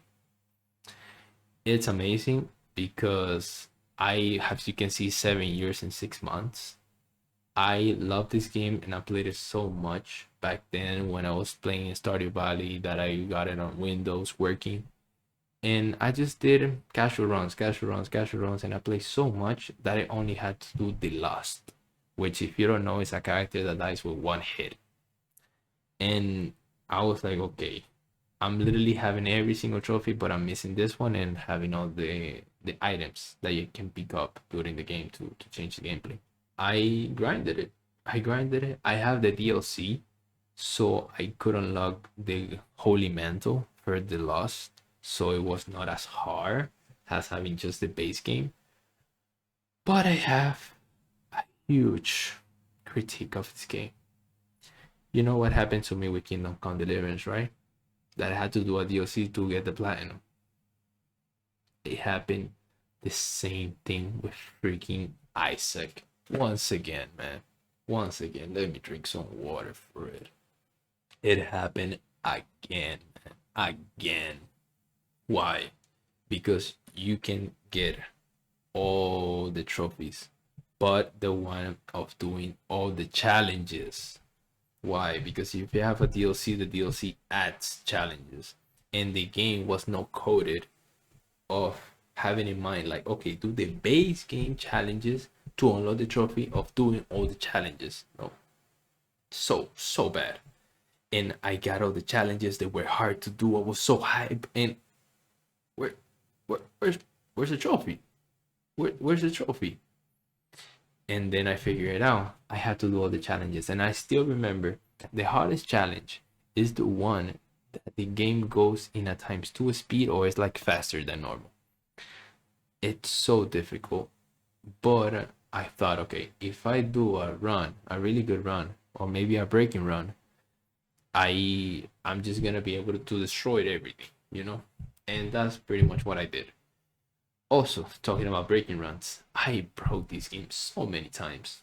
Blank car, having a battery, then duplicating the battery, and with the rune, and also getting more batteries. Bro, I broke this game so many times. That's why I got the trophy too. Oh, collecting all the items, because you have to do so many runs for that. But with that strategy that I invented, I didn't see anywhere. I just had the knowledge of the game and I did it. It was amazing. I love this game. I just had to go back to the cleanup, and I also remember playing the game mode greed to find the last items that I needed, because you can just restart the run and see what's in the store, restart the run and see what's in the store. And if you need a specific item that goes into the pool of items that are in the store of the greed mode, you can get it there. So that's a tip right there. Marvel's Spider-Man.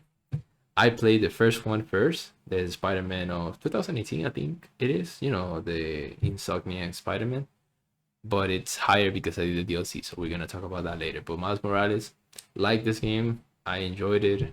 I like the fact that it has some Latino in the game. It was just good. Sadly, the New Game Plus trophy, I think it ruins a little bit the experience, but it's not as bad. If you skip every cutscene, you can get it done in a few hours. So it's whatever. Crash Bandicoot. Yes, sir. I love this game. I love this game. Shout out to Nick AR again. And I love this game so much because it's difficult, but it's just the perfect amount of difficult for me, at least. It's amazing. I remember having so much fun and being so worried, and I also remember why I platinum this game. There's a YouTuber that was crying that this game was super hard, that it was impossible, blah blah blah blah. And I was like, bro, let me see if that's real. And it wasn't. I did it in 3 days, 23 hours, 4 days pretty much. It was so doable. You know, it wasn't easy, but it was doable. And once you get it into the rhythm of jumping and then doing for the time challenges, the time relics, it's so addicting, to be honest. Also, the level with the bridge that it falls, that you have the turtles, that one is tough. It is tough, but you can get it done. I remember trying so hard for that one. The one with the lights off. That one I remember having not the gold relic that you need to unlock, but the platinum. I don't remember the name of the last relic, but the fourth one, the toughest one to get based on the time. And the game is almost at the end. I don't remember the name. I don't remember the name of the level, but it's almost at the end, and you have a light that you have to pick up for the game to light up, because if not, it's only dark. That level was rough because I wanted to do it as the video I was watching, and it was so much fun, but it was tough. But it was so much fun. I don't regret it at all. I love this game, and I also did the DLC. I remember finishing the platinum of this game and having, damn, bro, I have to go back for the DLC. I have to go back. If no, it's gonna be in the back of my mind, DLC or that one, because I enjoyed it so much. And I went back. I literally did it in an hour. I remember. I was like, oh my god, let's see how much it's gonna take me. I tried so much, and at the end of that level with the birds that you have to jump on, them, I remember. I pretty much, when you get there, you're done with the level. But I remember I fell on the last bird, and I was so sad. Then when I got there again, I did the whole level. I paused it. I watched the video just to make sure I don't fall again in there. And I did it, and it was done. Probably that ruined the run, to be honest, pausing it and seeing, porque it didn't feel as good to do that, to be honest. But I was just fed up that I failed on the last thing, on the easiest thing, because it's a rhythm thing that you had to get on the birds. But whatever. Amazing game. And I did Crash Bandicoot 2. Again, doing the mistake of playing the same genre, the same game back to back. I got burned out a little bit at the end of this game. I also did it in 2 days, even but it's a little bit shorter. But the speed run of this game is amazing too. I prefer the first one than the second one, but the second one is also good because they introduced the sprinting stuff. By the way, the boss on this game is goofy. Like, it's so easy. The last boss of this game is like, I don't understand. But he unlocks that you can actually sprint now in the level. So they introduced that. There were some tougher levels on this one. Tougher, not just hard levels on this one. But I enjoyed it too. And I remember the hardest thing of this game was that you had to collect all the boxes in one of the games, one of the levels. There was ice, and you have to go forward, then go back to get out, to get all the boxes, to then continue the level. It was tough, and there was those green boxes that they blow up when you touch them. That one was tough, and since it was ice, it was, uncontrollable. Life is Strange True Colors, also a big Life is Strange fan. I enjoy the game, not a big fan, but I enjoy the games. True Colors, amazing, really good game. I think it's chapter 4, where you have to do something with a kid that you have to help and do stuff. They introduce a part of the game that I don't want to spoil. That was just a breath of fresh air. It was so different that I still remember till this day, and I was like so surprised they added that. That was fire. Mafia 1. Amazing game. Amazing game. Hardest difficulty, not as hard. Super chill. I think the 6 out of 10 is because of the racing level. The racing level, that one gave me a headache. That one gave me a headache for sure. I was really stuck. I remember on that level. I couldn't understand how you got through the level, but at the end I figured it out, just trying non stop until I got it. Then I did not check this but it would have been helpful to at least know. I'm proud I did it legit, but apparently there's a glitch or exploit that you can go back to one of the S roads that there is on the track, and excuse me, you can like stop in the road, and then everybody's gonna crash, and they're not gonna, because they crash or like the cars stop moving and stuff. Then you can literally just go back, do the race, and you're done with it. I don't know if it's true. I think I watched a video of that, so that's interesting. I still remember the fact because I did it, and then I found out. I was like, oh my god, what the fuck? But I'm proud I did it legit.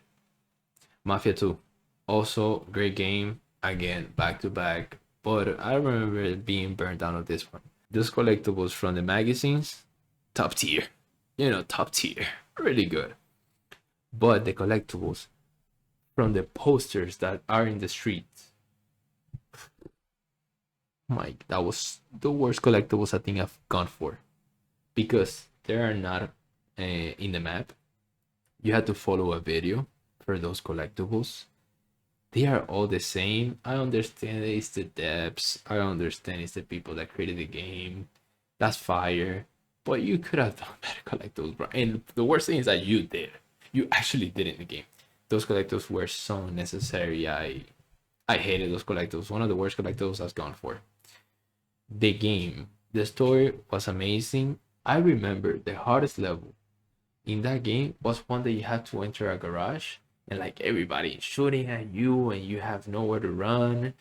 I remember that being rough, but eventually you get through it. I want to do the DLC of this game, but sadly the DLC, you have to have mileage in your car of like 30k if I'm not mistaken. Like, it's a high number, and it's just pointless grind that you have to leave. There's a glitch that you can fall through a window and your car is like falling through the map, and you literally leave AFK for 30 hours. I don't want to leave my PS5 or PS4 running 30 hours just for that. Like, that's dumb. That's dumb. I go for hard trophies, grindy trophies. I don't care, but that one's just ridiculous, to be honest. And well, maybe in the future I will do it because I do want to do the DLC for the story because now I'm fresh. I'm not big into DLC after doing a game, after finishing the main game because I'm burnt out and I just want to move on. It depends on the game, of course, but in this case I was burnt out and I didn't want to go back to it. Ratchet and Clank. This is a game that Ali recommended me back then, and I wanted to. Oh, I always like was curious on Ratchet and Clank. I remember he telling me that he liked it and he grew up with it and stuff. I didn't play it when I was young, and I went back to do the playthrough and I loved it. Like it was so fun, especially a part that I remember with care and with affection. Say like that is that you have to grind all the weapons and you see the evolution of each weapon. It's so good. It's honestly amazing. I really enjoy it. And the trophy of making dance every enemy, it was also good. You know, it was different. You see them dance. If you're aware of that at the beginning of the game, you can get it done. Naruto Ultimate Ninja Storm. So I went back to this one. I obviously played in order back then, but I went back to this one and I cleaned it up. Definitely the worst Ultimate Ninja Storm. Easy. Easy, the worst one, at least for me. And I just went back, clean it up, be done. I'm not a big fan of Naruto when he's a kid. I like Shippuden. Shippuden is amazing, but Naruto, being a kid for me is okay. Probably I watched it way too much when I was a kid, and when I was a kid. This were mine, the little ones. This game, it was running out of the PS Plus Extra, if I'm not mistaken, and I grew up with this game. I had it on PC. I played it so much when I was in PC, and then when I figured out was in PS Plus, it was leaving. I had to do it, and I believe this is my 30th or 40th platinum. I remember I did it because it was important for me in that order on purpose. And amazing game. Once you understand all the things that you have to collect, going places, being efficient, getting all the items, is top tier. It's so good, so good. But I remember the playthrough that you have to go with the little kid. That one is a little bit rough, and I remember there's a trophy, if I'm not mistaken, that you have to finish the game with the 4 players or with the 4 characters. I'm sorry, that you started with. And I believe one of them got tired at the end of the game and they left. And I was like, I was literally just finishing the game, and they left. I was like, what the hell? Now what? I don't remember what I did, to be honest, but I remember I fixed it and I got the trophy. So shout out to this war mine, man. Amazing game, and I'm gonna play the PS5 version for sure. Last day of June. Another game that was leaving PS Plus. Amazing game. If you don't know anything of this game, just play it. The collectibles are super easy. 3 hours 11 minutes it took me. So good. The story is so wholesome, so impactful. Amazing. I love it. Virginia. So this game, it was in PS Plus, and I remember watching a YouTube video of a guy. No, you have to play this game. So good. Blah blah blah. Bruh, I'm sorry, but this game is ass. It's trash, man. I did not enjoy it. It was like the story was whatever. Yeah, she don't speak anything. Maybe if I play it now with the experience that I have, maybe I get to enjoy, I get to open my mind, you know. But I remember playing this game, I was like, this is ass. This is bad. And then I play Kona. These 2 games, Virginia and Kona, are for me my most shameful platinums. Why? Because I care about the quality of the games I play. You're not gonna see auto pops, you're not gonna see shovelware here. But Virginia and Kona, both games, I played them because you had to, first they were easy platinums, and second of all, they were gonna leave PS Plus Extra. And I was like, damn, I gotta get my money's worth. I gotta play these games. They're easy. I actually do wanted to play Kona and Virginia because I heard about them before. But once I played them, I regretted it. I regretted it so bad because Kona, I didn't like it, and as I said, I get really scared, and the ending of the game is like a little bit scary, spooky. Now that I play more scary stuff, definitely not, but back then it was for me, and Virginia for me was not good. Moving on. Yeah, yeah, yeah. You see, that's different. That's different. GTA 5 Platinum. This game, first of all, I love GTA 5. Amazing game. I enjoy the story a lot. Gameplay, I grew up with it with the online, as you can see on the PS3 version. I still remember being so hyped when I got it on PS3. I was like, oh my god, I can have online and having my character. It was amazing. So Grand Theft Auto 5, I played it a lot, of course, when it released. Then I went back to clean it up. But thankfully, I had a phase that I played online of GTA 5 a lot. A lot.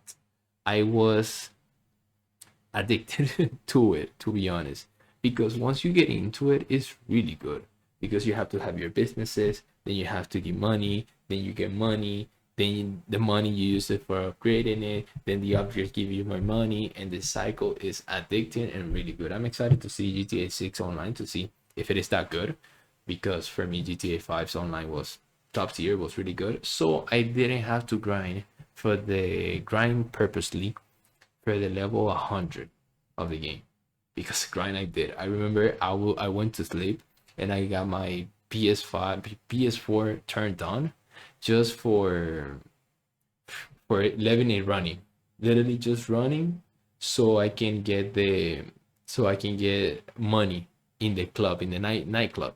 The nightclub, they release you money once you play hourly, so I just left it running, sleeping. My PS4 was turned on for like 2 days just because of that. My PS4 is a fighter, man. I have the release one, the base version one, and it's still working. I have it obviously now packed because I don't use it for PS5, but it's amazing. GTA 5. Then I went to clean it up and I got a few of the trophies of the online that it was like miscellaneous, like getting all the stores robbed and stuff. And then I had to, this is the first game that I boosted, that I got random people to boost, and they hooked me up, they helped me, and yeah, it was fine. Then the story for me was amazing because I already had the online trophies, and I tend to do that. I recommend doing that, getting all online trophies so you can focus on the main story and you're done. Because for me at least, when I go for platinums and the online trophies are still there, I still think about them. I'm like, oh my god, I have to get online trophy, I have to boost them. That's what happened with the Redemption 2, by the way. And yeah, it was amazing. Shout out to GTA 5. Sherlock Holmes chapter, garbage. The game was not good. The performance on the PS4 version is horrible. The cases was fine. I always like smart stuff, as I say, mystery, detective stuff, and I enjoyed it a lot. But and I remember having times that I was really focused, but it's a game that you really have to have the mood to play because it's reading, it's discovering stuff, and you have to think. This one, to be honest, it doesn't give you as much hint in some parts, so you actually have to think. But the performance of this game is so bad that I just think about that. I literally just think about that. That is really bad. Horizon Zero Dawn. No, I don't like this game one bit. One bit. As I said before, I'm not a big fan of futuristic stuff, so you have that have that in consideration. But this game for me was so bland, so bland. The best thing is the combat, but the story for me was bland. Eloy for me is super bland. I don't like her at all. Um, I was not excited for the world because I was futuristic stuff. I give it a try because I know it's Horizon. I've heard so much about the game, and at first when I played it and my friend liked it so much, I heard so many good stuff of the game. I thought I was crazy, man. I literally thought I was crazy that I didn't like this game. And now that I got myself more informed and I've heard more opinions of people that go for trophies and stuff, they think the same as me. Some people like it. Obviously, that's why he has sold a lot. But some people don't. And I even went try hard on this game. I looked the best build to kill the robots and have the. I did not enjoy it. However, I will go back to do the DLC because I want to give it another try. I want to give it another try with an open mind and see. I have to do the New Year Plus and see if it's really that bad as I thought, or I was just exaggerating. Also, talking about DLC, I want to do the DLC for GTA 5, but that one's also too. Just as payday, you have to have a team, and it's always difficult to have people that, first of all, they don't get mad, they are disciplined, they just learn from the mistakes and just move on and keep it going. So if you're down or interested in going for the DLC of the heights and stuff, hit me up, brother. Oh, Eleanor Gotti. I played this game and I platinum. Actually, let me check. Let me check because you can see it here in the page. I platinum this game on November 10th, 2019.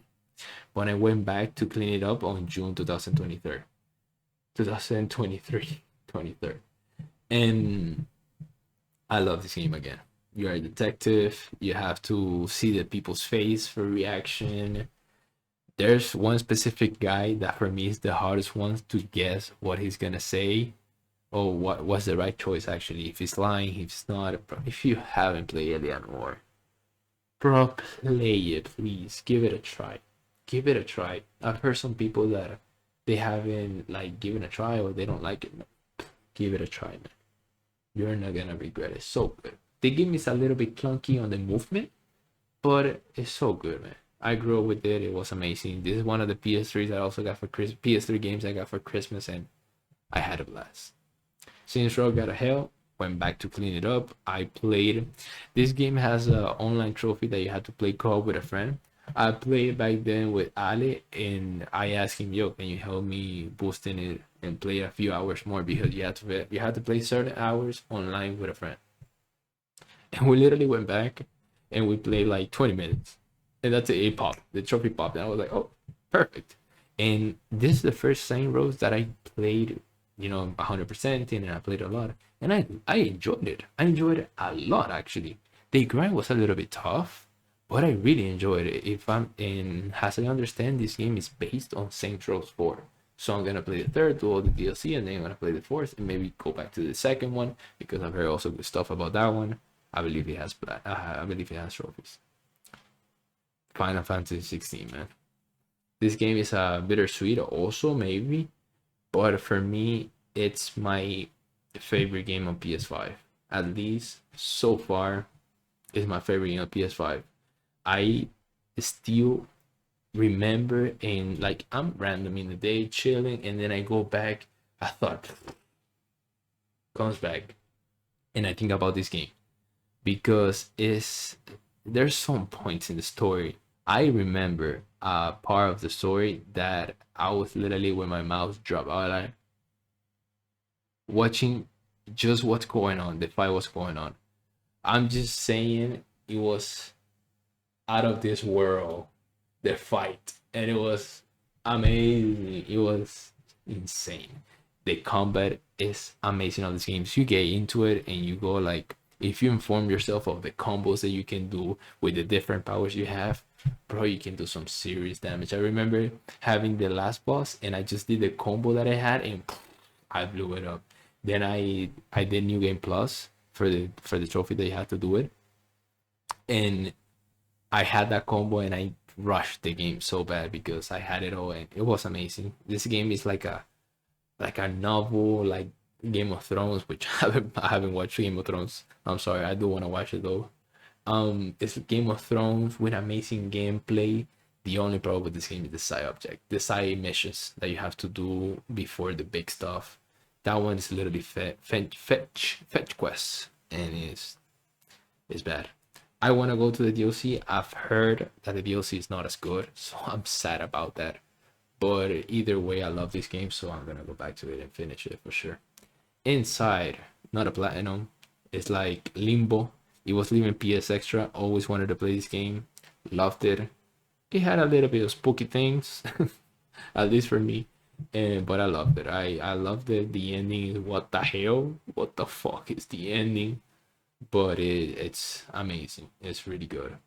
Maquette, also a game that was leaving PS Plus Extra, but also a game I wanted to play. It's a puzzle.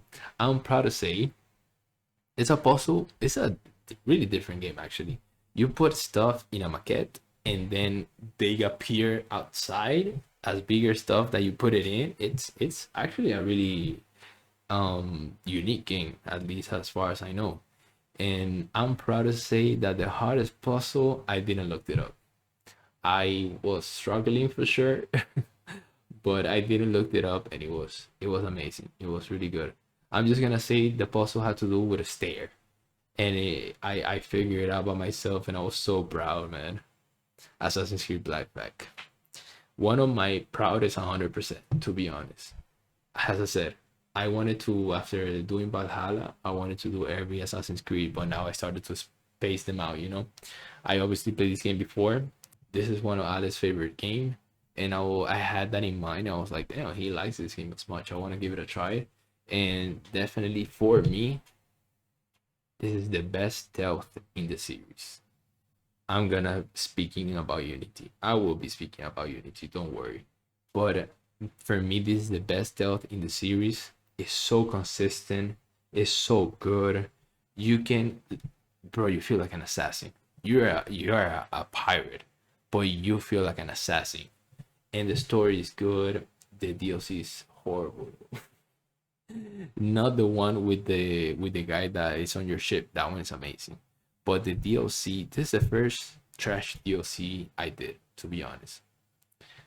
Why? Because you have to grind for the base game, the online, and you have to do a huge grind to level 50. You have to do like 20 hours plus of grinding a game mode that you can do by yourself, which is Wolfpack, if I'm not mistaken, is the name. And that one is tough.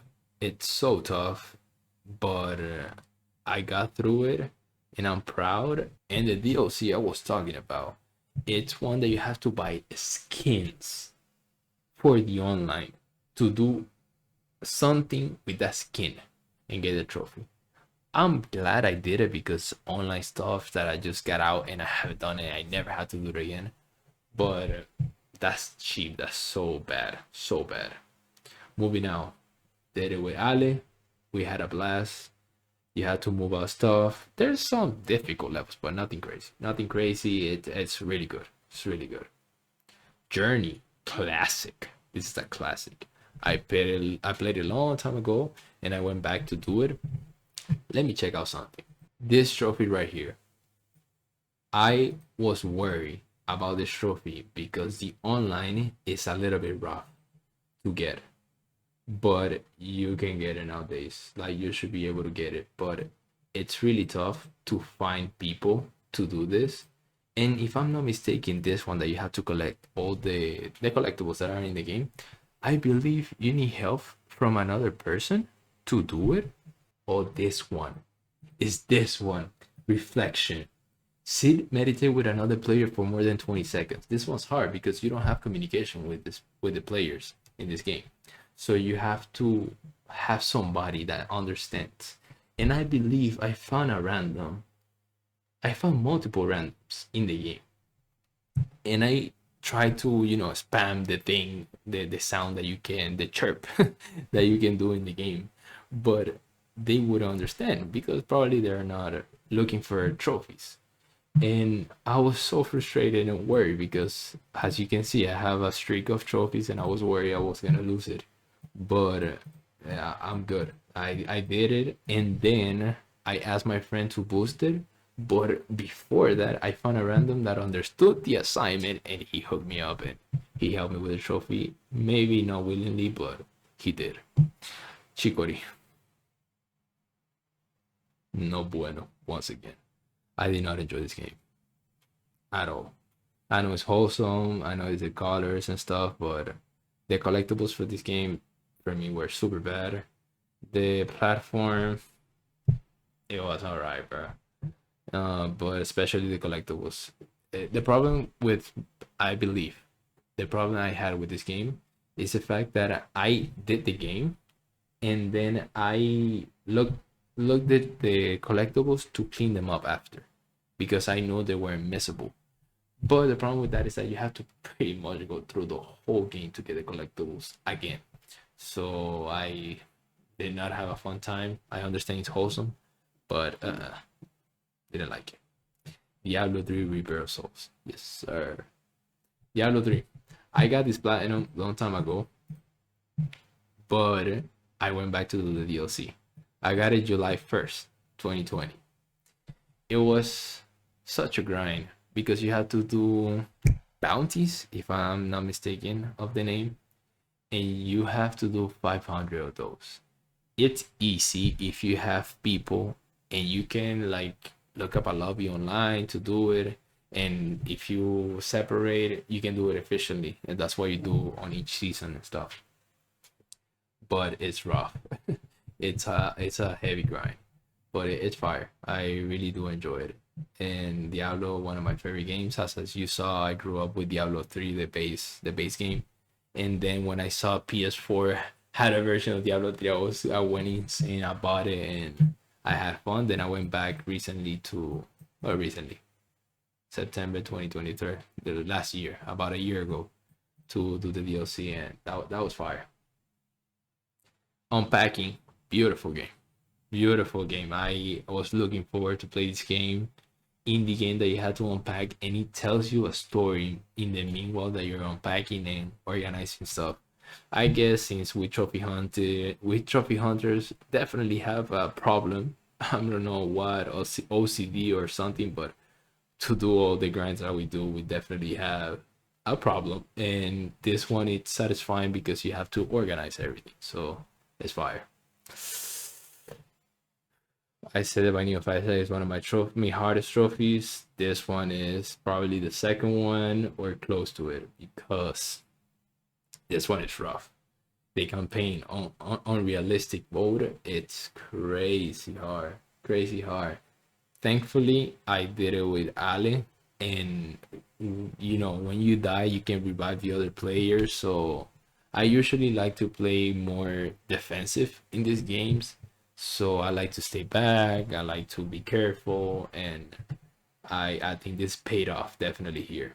I admit I used the glitch to this game to clear the waves that you have to do for a calling card, I believe, on realistic mode because I was done with the campaign.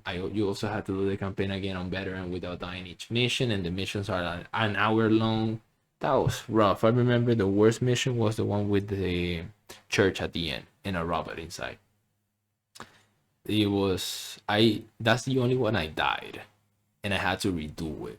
And that part with the robot it's tough. The quarry again, that was leaving PS Plus extra, and I enjoy this game. As I said, I like games with options and just watch it and it's scary. I did this game sharing screen with my friend Ale, and he was just watching the whole thing like it was a movie. And I played it, and then I went back to replay it to clean up the trophies. It was really fun, really a fun time. I know people have said it's janky. I know people have said it's not as good, and I can agree with that to be honest. But I have fun. Goosebumps, the game, a game that I know in 5 hours. I thought I played this game in the past, but I didn't. I just watched a video or something, and I was so interested in this game. I know it's a classic, and I wanted to play it, and I just follow a guide. I have fun. The part with the robot, and I remember I wanted to play a classic game that you just have to, like those old games that you have to go with the mouse and literally pick something, click on something, and that's it. And I played this game for that reason, and it was really good. I enjoyed it. The puzzles were too hard, too difficult. Like I follow a guide, and I was content with that because The puzzles would have been impossible for me to solve by myself. Definitely, definitely. And the part in the mall with the rabbit, that one is it's a little bit rough because you have to be tactical where you go and stuff, but it's fine. It's a good game. I just noticed I'm losing my voice a little bit because I'm talking so much, but I want to get through all this list. I know it's huge. I know this video is super long, but I really wanted to do it this way. It has a podcast, and I know you guys, but I hope you guys enjoy it. Lego, this is super villain. I love my Lego games. I do enjoy them. But this one, I'm not big into DC. I'm not big into those villains. I never grew up watching those, so it wasn't like good for me like that. Some Harry Potter is reliving the story. I remember watching, playing Pirates of the Caribbean, amazing. Also, the Star Wars, the beginning, the Lego Star Wars from the beginning, the GameCube one, amazing. I love them. But these new ones that they speak and stuff, to be honest, for me, they don't hit the same.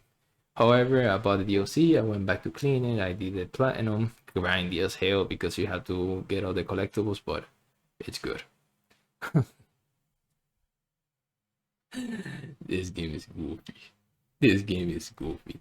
There's another game that also was leaving PS Plus Extra. And as I said, I was with the mentality, bro, I gotta get my money's worth. And I wanted to do the 100%, and it seems interesting, and it wasn't a platinum. So with that, you can tell that it wasn't me because it had a platinum. It was because I actually was low-key interested on the game because it seemed goofy.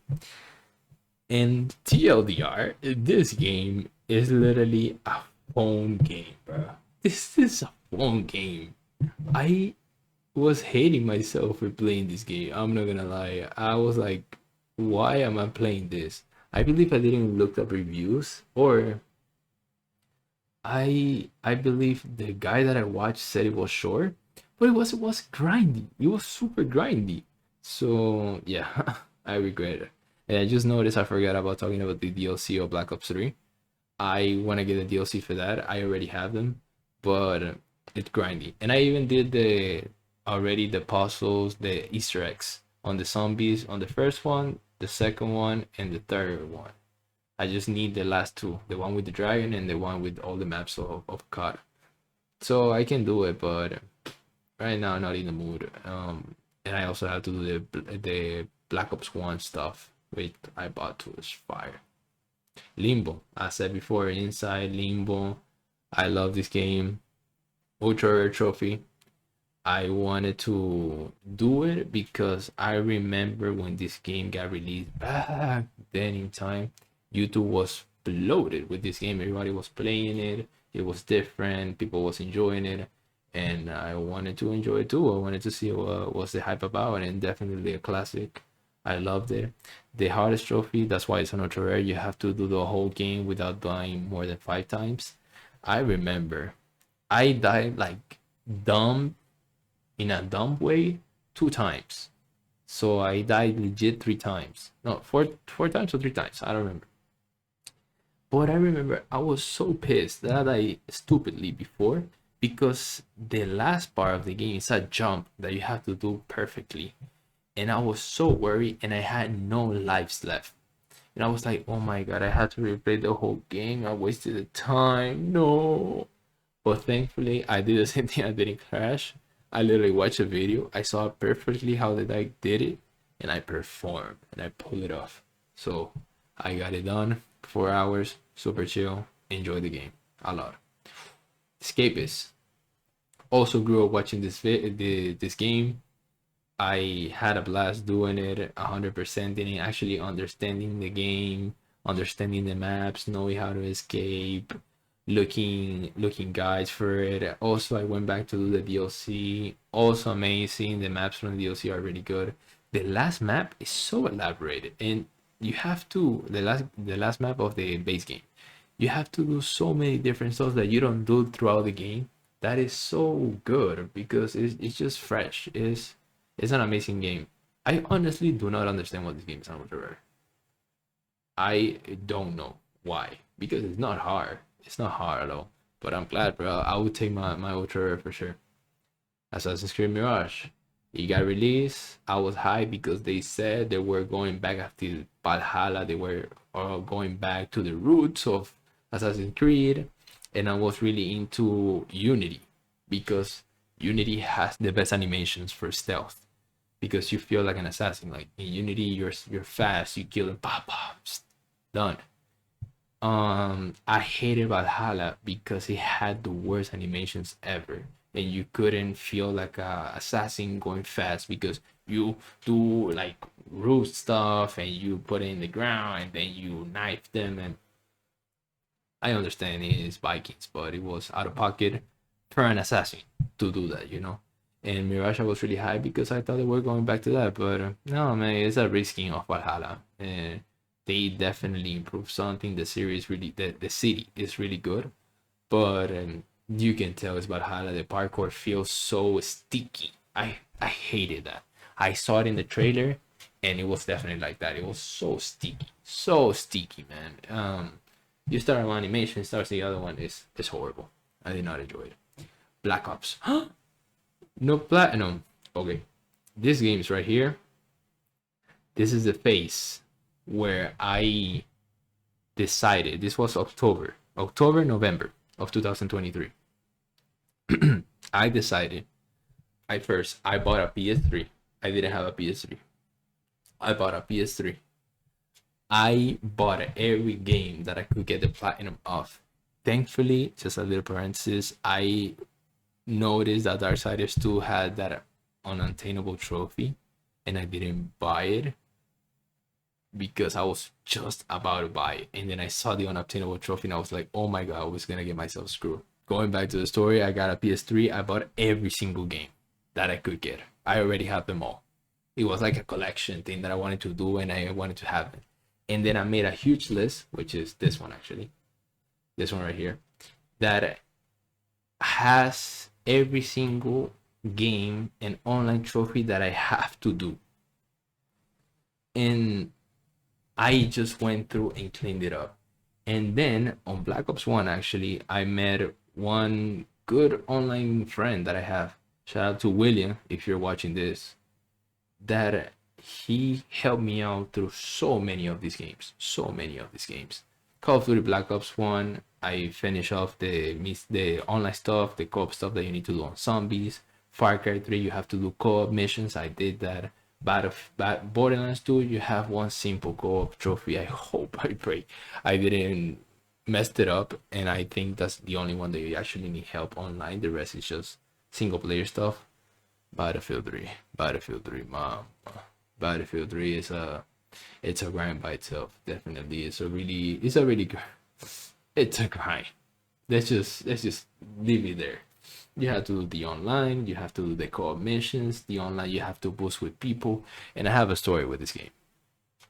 This game, there was one guy that helped me with some trophies before, and I thought it was, a random, an online friend, and I was like, oh shit, he's a good contact to get online trophies. And then he noticed that I got a PS3. He was so hyped. He was like, oh my god, we're gonna do this game. We're gonna do them all. I have them all. Oh my god. Then the guy, I think he disappeared or stuff. And I was like, oh, I bought all these games. I bought the PS3. I want to get it done. And I got it done. And then the guy, bro, put up a drama. The biggest drama I've seen ever. I have the screenshots and everything. I have the receipts. And bro, the guy made such a drama. Oh my god, why you didn't wait for me? I thought we never confirmed this. I thought we were gonna get all the online trophies. Yes, if you say that you have to wait for me, I'm toxic like this. Bro, he was acting like a girl. Oh god. And oh god. He was acting like a girl, and I couldn't believe what I was seeing. So I definitely ditched them. We deleted each other, and that's past, leave behind, But it definitely is something that I'm never gonna forget. And just be careful, whoever you meet out there boosting trophies, Thankfully, I haven't gotten in a situation that I help somebody and then that person just ghosts me and doesn't help me anymore. But just be nice, man. Just be nice. You know, when you're boosting with people, be nice. Try to be easy to work with, at least. But at the same time, shout out to him. He actually got me in a server that they were boosting the Battlefield trophies, and I got it. I didn't even inform myself. They carried me through it. I literally learned the fly to get the trophies. They were annoying as fuck. And I know the servers are shutting down. I think actually they're shutting down tomorrow or the day after tomorrow. I think it's the 9th. Today's the 7th of November. And they're shutting down. So the DLC is gonna be unobtainable. But I'm cool with that because the DLC is more of the online grind that you have to boost, rent a server. I'm good, man. I'm good.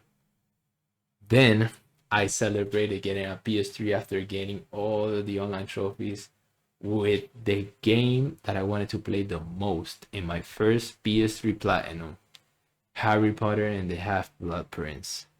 I grew up with this game. I think Order of the Phoenix on the Wii is amazing. It's really good. But when I played Half-Blood Prince on PC, when I got it, back then, I was blown away. I love the story. I love the potions. I love Hogwarts. I think it's the best Hogwarts ever made in a game. I think it's just complete game. The collectibles are fun. And I love the fact with the one that you can do stuff with that comes from out of the Phoenix and amazing. I wish Order of the Phoenix had trophies. It just came out first, and PS3 didn't require trophies at the beginning, so it never got trophies, and that's just a shame. I wish it had trophies, but oh well. Shout out to Harry Potter, the best Harry Potter game in my eyes, not counting the Lego games for sure. Assassin's Creed 3 again, John. Again, bro. I did it again. I fucking did it again. I had it in my backlog because I played it a long time ago. As you can see, 10 years and 1 month done. And I just wanted to get it done. Why? Because he had online trophies. Assassin's Creed games, the server shut down a long time ago, but then they reopened it and like it was random. I think they didn't announce it. It was just random that they reopened it, they repaired them. And I wanted to take advantage of it. And the online trophy of this game, as you probably know, it doesn't have an online mode. Assassin's Creed 3, like Brotherhood, Revelations did. This game, you have to finish the game to do a single player trophy that requires online to do it. And I had it fresh because I did it back then. I was like, let's just get it done, man. I don't ever want to see this game ever again. And the DLC, or the DLC, I did it on the version for the PS4. So I didn't care, I was like, I already did it. So whatever. I just wanted a platinum to be done with it. And it's also ultra rare. So shout out to myself. But yeah, I just literally skip every cutscene. I did all the synchronization stuff because you have to do that, and yeah, it was tough. Omno, shout out to Omno. You may think, oh, what the hell is that game? 71%. It's an indie game that it has some physics like the Avatar, but the Avatar the cartoon, not the movies. And this game by itself gave me a reboost of like coming back to trophies. I think it was because of the grind of the online trophies and then doing Assassin's Creed 3. I was lucky like tired, of getting trophies or grinding for trophies that I didn't enjoy or just to get it done. And Omno was such a palate cleanser that it just reanimated my wish to trophy hunt. So shout out to Omno, super fast.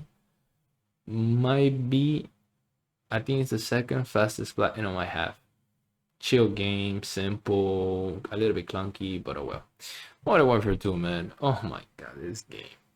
Modern Warfare 2 classic. Sadly, I never played it in its prime era. I was really into quick scoping and sniper and stuff, so I bought it after the fact because I played Call of Duty 1 and then I got Modern Warfare 3. Yeah, I think it was like that. I never got Modern Warfare 2 in its prime. I got Modern Warfare 3. And then I went back to this game. I always wanted to do it. I've heard so many good stuff about the campaign, and it's definitely true. It's really good. And what really it's hard on this game is the spec up mode. And the fact that you cannot do a co-op online. You cannot. It has a glitch. Uh it's just super bad. It's the connection. You cannot connect with other people. It's super laggy, even though they're probably close. It's super laggy. It's impossible to play with people, at least in my experience. And you have to do some co-op missions. As I said, sadly, I don't have anybody that can help me getting the co-op trophies in, couch co-op. I did it with a guy that he probably needed the trophies too, bro. Shout out to you. It was a random. I added him or something, and he was the host. And I had to do the co-op missions that you have to somebody shooting from far away and then the other guy is going through and you have a time that you have to get to the place. I think both missions are like that. And he was so persistent. I was so, bro, this is so laggy. We were talking, we weren't talking through Discord or anything. We were just randoms to each other. And he was so persistent, just restarting. I was like, if you don't get bored, man, I'm just gonna keep trying. And eventually we did it, man. Eventually we did it. We did it.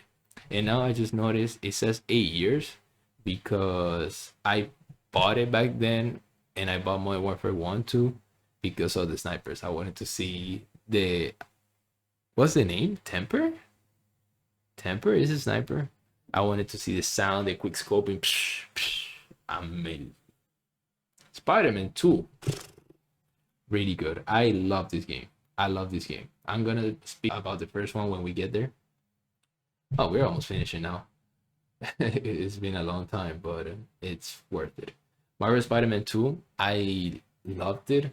I thought it was a blast. Sadly, too short though. Too short. Way too short, man. You had to put it longer, for real, for real. It had to be longer. It's too short, but the gameplay for me is perfected. It doesn't have the crimes collectibles that the first one had. I'm gonna speak about it. That was tough, but it was really good. Really good. We get into December 2023.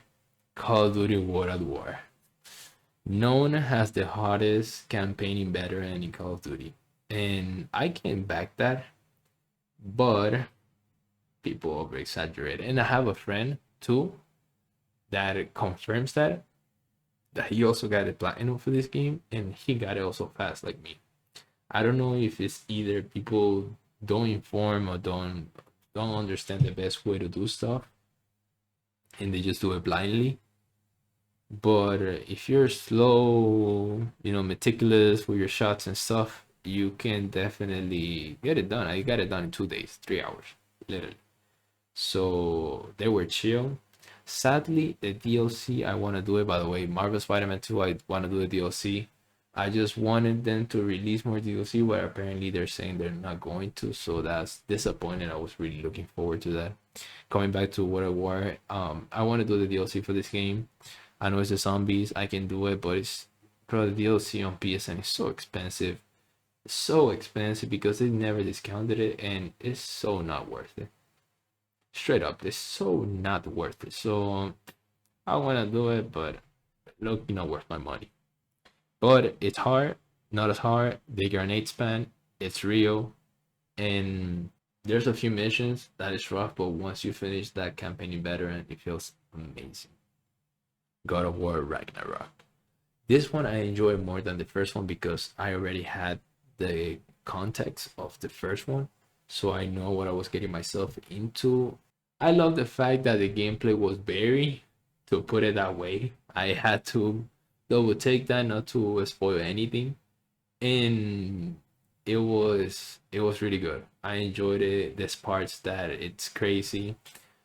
I've heard so much that the plot twist in this game, Gotti, amazing, so good, so good. The plot twist, it got me, bro. It got me. It's amazing. By the way, I didn't talk about this on the first one. This game, I don't like going try hard. I'm here for the story. I'm here for the gameplay and having fun. So for the Valkyries and for the things that you have to kill in this one, I don't remember the name. And I put it on easy. The only thing that changes is the fact that you receive less damage, and I think you do more damage. So it doesn't affect the gameplay. So that's why I don't care as much. And it's just, you know, time investment. The fact that you have to try. I don't have to prove myself with this game when I definitely have harder trophies than this one. So it is what it is. Oh my god. Probably one of my most hated games ever. Life is Strange 2. So bad. So bad. Before that, I'm sorry. The DLC for God of War Ragnarok, good. It's alright, but it's good. Recommend going back to it if you haven't done it. And the ending of the DLC, I get it now. I get it now. I didn't get it back then when I did it, but now I get it. Life is Strange 2, the worst side character ever, man. The kid is horrible. It's so annoying. So annoying, man. So annoying. They probably had. I was so hyped when I played this because I played it after playing Before the Storm and Life is Strange 1. And I was like, oh my god, I enjoy so much this Life is Strange game. The second one is gonna be a blast. No, not at all, man. The worst thing is that you have somewhat a good story, maybe, but the kid makes it annoying. You cannot support it. To be honest, I couldn't. There's a part that something happened that is like a part that affects your vision, and you have to do something. I'm not gonna say what it is. You have to do something, and I like the fact that I couldn't do it, and I learned something from this game. Maybe I'm talking a little bit too much in code, but if you have played the game, I hope you understand what I'm saying. I hated this game. I went back to do it because I already bought it and I had it, and I think I have all the Life is Strange, but I do not recommend it. Warped. Crash Bandicoot Warped. This is Crash Bandicoot 3. I didn't do the third one in a long time after doing the first one and the second one first because it's the easiest one. So I was like, I'm done already with the hard stuff. I'm just gonna do this one whenever I feel like it. I never felt like it because it was easy and I know it wasn't as good. Definitely has some levels that are like not super cakewalks. You know, the game is not a cakewalk. Yeah, I don't think it's a 4 out of 10. I think it might be like a 5 out of 10, maybe. And it was good. It was good, but definitely the levels with the cars is good, but the water bikes, that's ass. Moving on, the DLC, whatever. To Taylor's Noir. This game, such a unique game. The art style of this game is what caught my attention because it was leaving PS Plus, and it got into PS Plus maybe. And I was like, what the hell is this art style? It looks so good. And then I looked up reviews and they said the story is weird. And I can confirm that, bro. The story gets weird. You're a detective and it gets. No, they honestly, that was a disappointment. They went that route, to be honest. Spyro the Dragon, Spyro the Dragon 2, and Spyro the Dragon 3. I did all of them back to back to back. Why? Because this time, as you can see, is December 28th. And I remember I had some free time during this time. I wanted to do as much games that I wanted to do as fast as possible. So I put myself a challenge to do Spyro 1, 2, and 3 in 2 days because they're short games. So you should be able to, as you can see, 7 hours, 8 hours, 7 hours. So if you do one day, one, then you do half of one, half of the second one, then you do the other half of the second one, and the third on the rest of the day, you should be able to do it. Time wise, you can. But I got so burnt out, man. I got so burnt out. The problem is that these games are pretty much the same. They change just a little bit. And by the third one, I was just burned out and I failed the challenge, sadly, as you can see. 29th, 30th, 31st. But I'm grateful I lost this challenge. Why? Because I did something on purposely that it was amazing. This game, as you can see, got on the 31st of December of 2023, right? And I remember it was at night because of the times. Look at the name of this platinum. I remember when I saw that, I was like, what? I literally was in shock, man, because I did not plan that. I did not plan that. And it was body like it's 2024 and I got it the 31st of December of 2023. Bro, I was in shock. Like that, I'm gonna remember that forever. And oh look, 6 p.m. 6 p.m. of the 31st. It was amazing. I'm never gonna forget that. Moving on. As you see, I wanted to get this the first, but I remember I was busy, holidays. This game is such a good game, such a like a touch of art, music art in this case, and it's amazing. I recommend the playing it. The music, like, bruh, that guitar solo is. I remember getting goosebumps listening to that. It was amazing. The Last of Us Part 1. Oh my god. As I said, I haven't played Skyrim. I never played Horizon. I never played God of War. I had a phase that I was just playing like RuneScape, League of Legends. So there was a lot of time that I didn't play good games for real. And thankfully, as I never watched content of that, and I was playing, 2K sports game, 2K mainly. I didn't experience these masterpieces, but now I did. Now I have. And this game is just, I understand why the hype. I understand why people say it's one of the best games ever created. The story is definitely a masterpiece. If you haven't played it, man, please don't spoil yourself. Just go play it. Go play it because it's so good. So good. The gameplay is good. And as I said, I'm a little scary cat, man. I'm working on it, okay? And The Last of Us has some parts that is spooky, and that was like a challenge for me also. And that's maybe also the reason why I didn't play it. And I'm thankfully, I remember Ruben, one of my also good friends, he borrowed me the copy of the PS3, and I never played it. I had it in my desk so many months, and he didn't play either. So I had it and I didn't play it, and I'm thankful I didn't play it because it would have gave me an unobtainable trophy since the servers are offline. And this is the PS5 version. Also, it looks so crispy, man. Masterpiece. The gameplay is so good. Oh my god, it's amazing. It's amazing. I love this game. I love this game. Assassin's Creed Liberation. I wanted to get all the Assassin's Creed, so this one is a fast one. It's a port from the PSP game, and it's horrible. Straight up. The variations, I did not enjoy it. I thought it was interesting the fact that you can dress as different people to appeal to different types of people, but nah. The collectibles on this one kill me too because there's no fast travel. So you have to just run through the entire map, going back to the horrible, horrible, horrible. But I got it done, and that's good. All right, moving on. Then we have Stray. I love cats. For me, it's always cats over dogs for sure. I grew up with cats, and I love this game.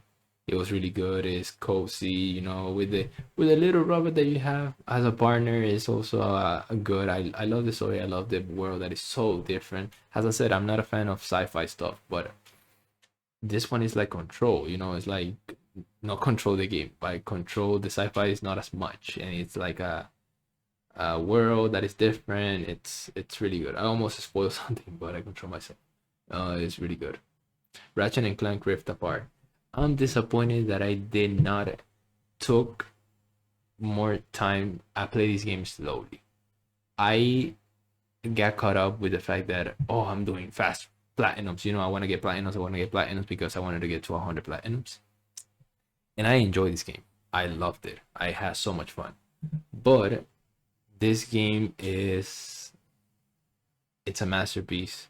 The collectibles are amazing. The story is good. The graphics are fantastic. But I was caught up with the trophies more than the game, so I wanted to get it done instead of getting myself into the story. But I loved it. I recommend it. Sadly, it's not as long as the 2000 and something remake that we just talked about. What disappoints me about this game is it doesn't have a trophy of upgrading every weapon to maximum level. It has a trophy, I think, of upgrading on level 5 every weapon. So that disappoints me because I love the fact that on the first one you have to grind to see the evolution of the weapons. Then we have Tekken 7. Tekken, as you saw, I had a game that it was online only with Tekken. And I knew that this platinum was short and easy, and I'm not into fighting games. So I was like, let me give it a try to see if I can enjoy it and stuff. And I did. I enjoyed it. I'm super bad at these games. I have no experience at all.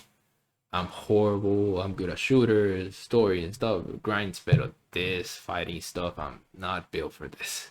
Definitely not. So I know my limits. And this one is really good. It's a good starting game. I think it has online super easy that you have to win one game. And I was worried about that because I'm that bad that I didn't know if I was able to win one game. But well, we did it. As you can see now, it's night, literally.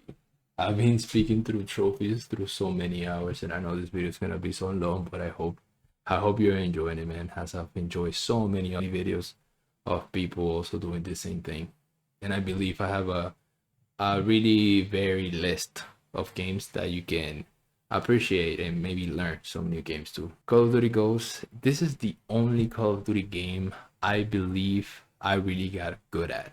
I remember playing this game with my brother Luis. Shout out to Luis K. And we were grinders, man. We were so grinders. I remember we were back from Black Ops 2, if I'm not mistaken. And we were somewhat good. I've never been good at online on Call of Duty. I was average, always average. But on this one, I got really try hard with the headsets. I listened to everything, and it was really good. However, this definitely not the best online. I hate the fact that this game is literally gray. So it's freaking gray. It doesn't have color. It could be so much better. The story is good in this game, and it also has a level based on Caracas, which is in Venezuela. That I'm not from Caracas, but it's my country, so I like the fact that my country appears in the game. That's really fire, and the mission is actually really good. I love this game, but the extension DLC. Wow. This is why the trophies are ultra rare. And the DLC is so low too, because the DLC is only maps of extension. And the game mode is good actually. I would say it's good. But it's annoying because it's online. It's online, man. It's online. You cannot do it solo as far as I know. But I've been wondering if you can do the DLC solo. I think you actually can. If you guys can confirm that for me in the comments, I would really appreciate it. Because I was looking information through it and I couldn't see anything that tells you to do it with people. What's the problem with this game and why probably I wouldn't do the DLC? It's because, and it's also because the trophy is so hard. The extinction mode, it has side objectives.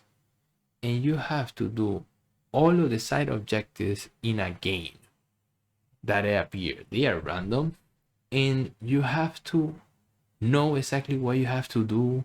You have to get lucky that you can. There's one that you have to find one alien specific, and that usually that challenge appears halfway, more than halfway, like 66% towards the end of the run, and you have to find him, and it's super hard. And that one is such a reason why so many runs just get left out. Thankfully, my brother William got him. I remember, and I was so hyped and we could get it. but I was so worried about that trophy. That trophy is a grind.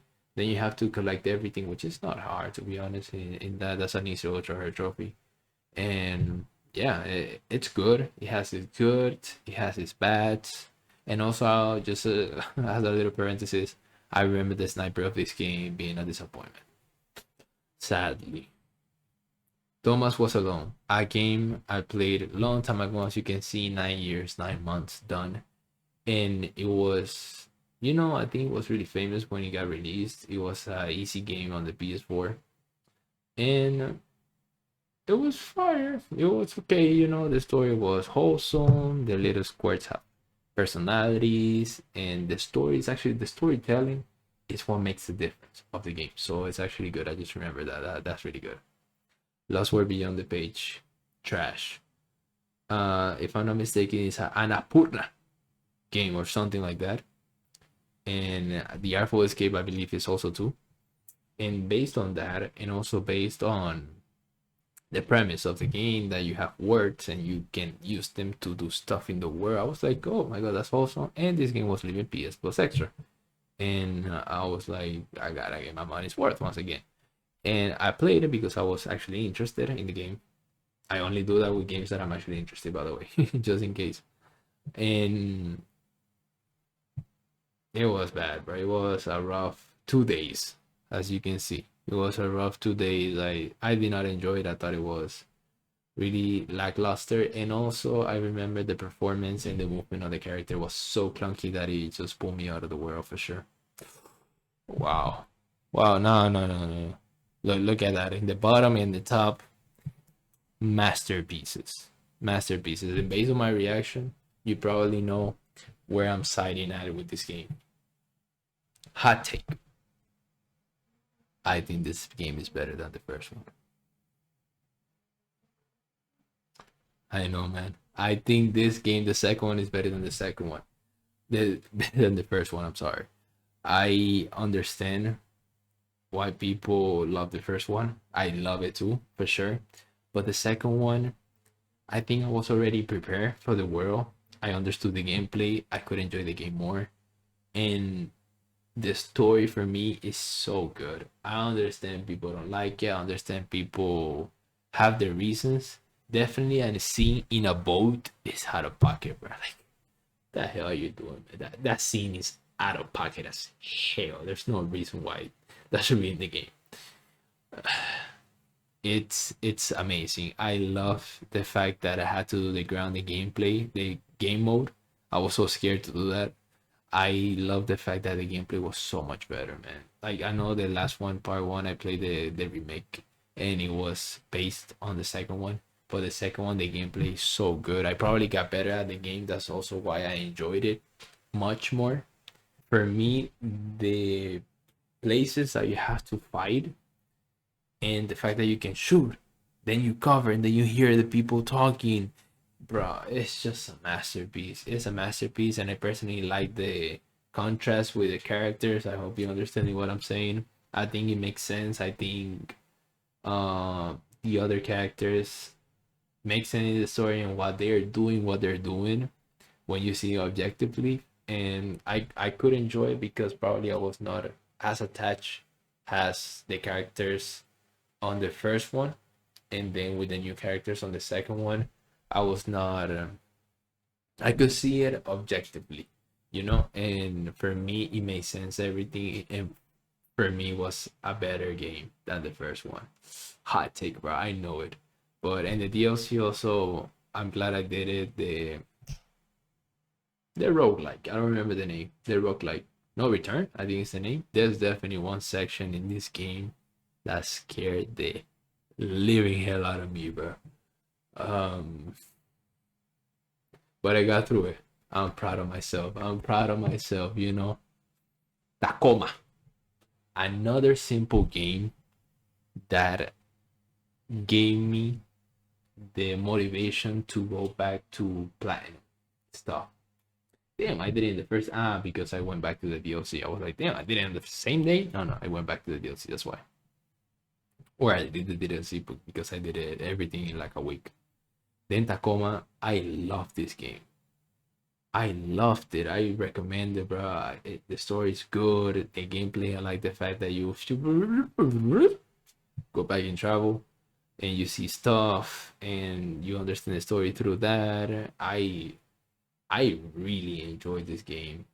And just so you know, there's a little part in this game that it crashes consistently and you have to do something. So look up in the guide because I remember that when I was playing it, that I knew it was gonna crash and it actually crashed. I did what the guy said and it fixed it entirely. Really recommend this game. Such a short one, amazing game. I loved it. Overcooked 1. Shout out to my boy Ali. We grind Overcooked 1. We play first the second one, but I'm gonna be talking about that in a little bit. The Overcooked one, it's really good. We enjoyed it. It has some levels that it was a little bit difficult, but nothing too hard. We did it in one sitting, 5 hours, 43 minutes. It was chill. It was nothing too difficult. And we already had experience from the second one. So we did it just because I wanted to do, because first we got fun. The second one because I wanted to have all of the Overcooked. So the third one, it's a remake of the first one and the second one. So maybe we're gonna play in the future. Graveyard's Keeper. I think this is the most blasting I've done in a game, man. It's a 100-hour game and I play in a week. I went crazy. I went crazy, man. I just enjoyed this game so much. I enjoyed it so much, and I got addicted to it. To be honest, as you can see, I'm a huge fan of Stardew Valley. And then when I saw that this game, first the fact that you are a graveyard keeper, like what the hell is so random. There you have the donkey, then the upgrades. If you have the DLC, you have the zombies. Like it's an amazing game, to be honest. And at first it was a little bit hard to get yourself into because it's so overwhelming, the fact that it has so much information. But it's just a matter of literally following. Okay, I have this, I have to upgrade like this. And bro, I play this game so much. And the only dirty thing that this game does is the DLC, because I bought the special edition and then they released DLC when they already made a special edition including all the DLC. I was like, the fuck, man, I have to buy the other DLC to do the 100%. But I enjoyed the game so much that I did. So I don't regret it. It was fun times, but I found that a little bit cheap, to be honest. You should wait to do all the DLC until you make an ultimate edition with all the DLC. Tekken 6. Oh my god. Tekken 6. That's a tough one.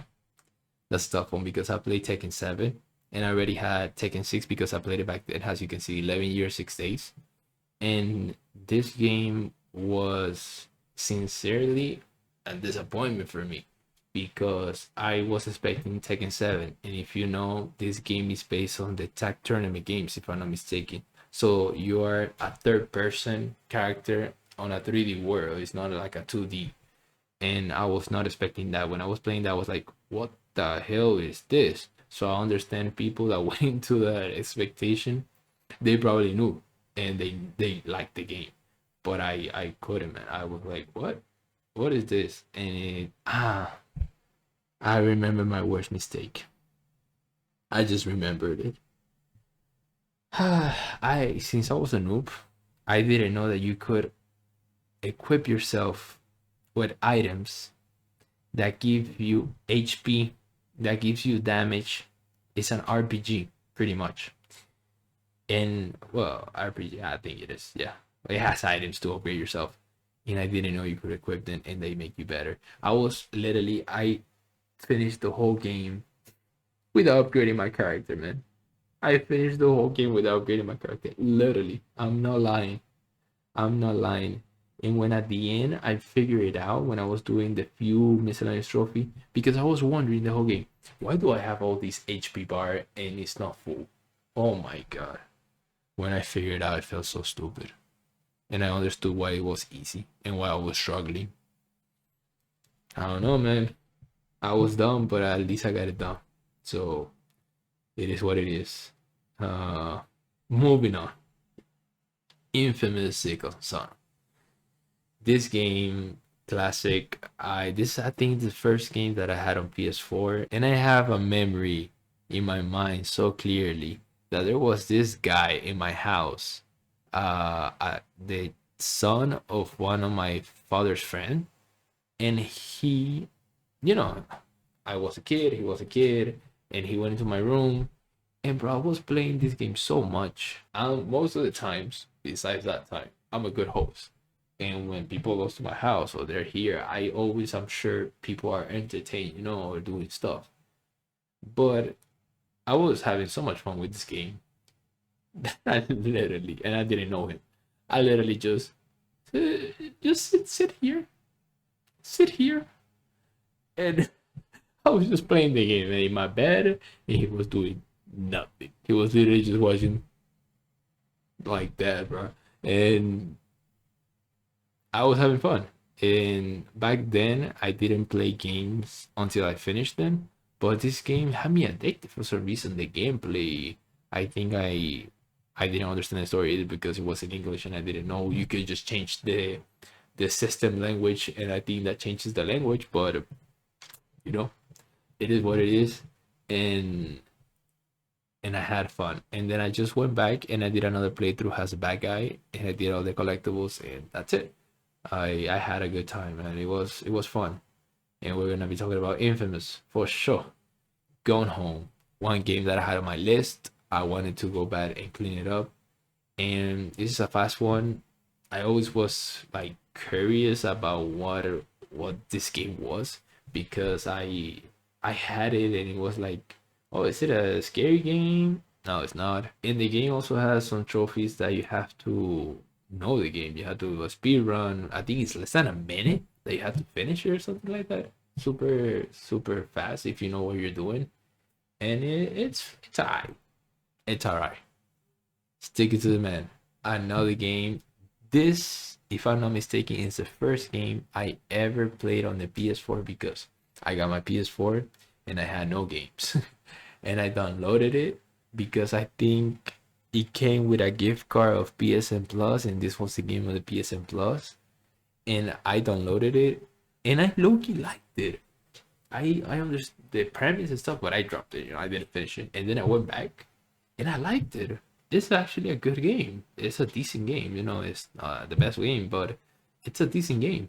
I had some fun time with it, and I know there's a easy game that they have, the people that made this, and I'm gonna get it done too for sure.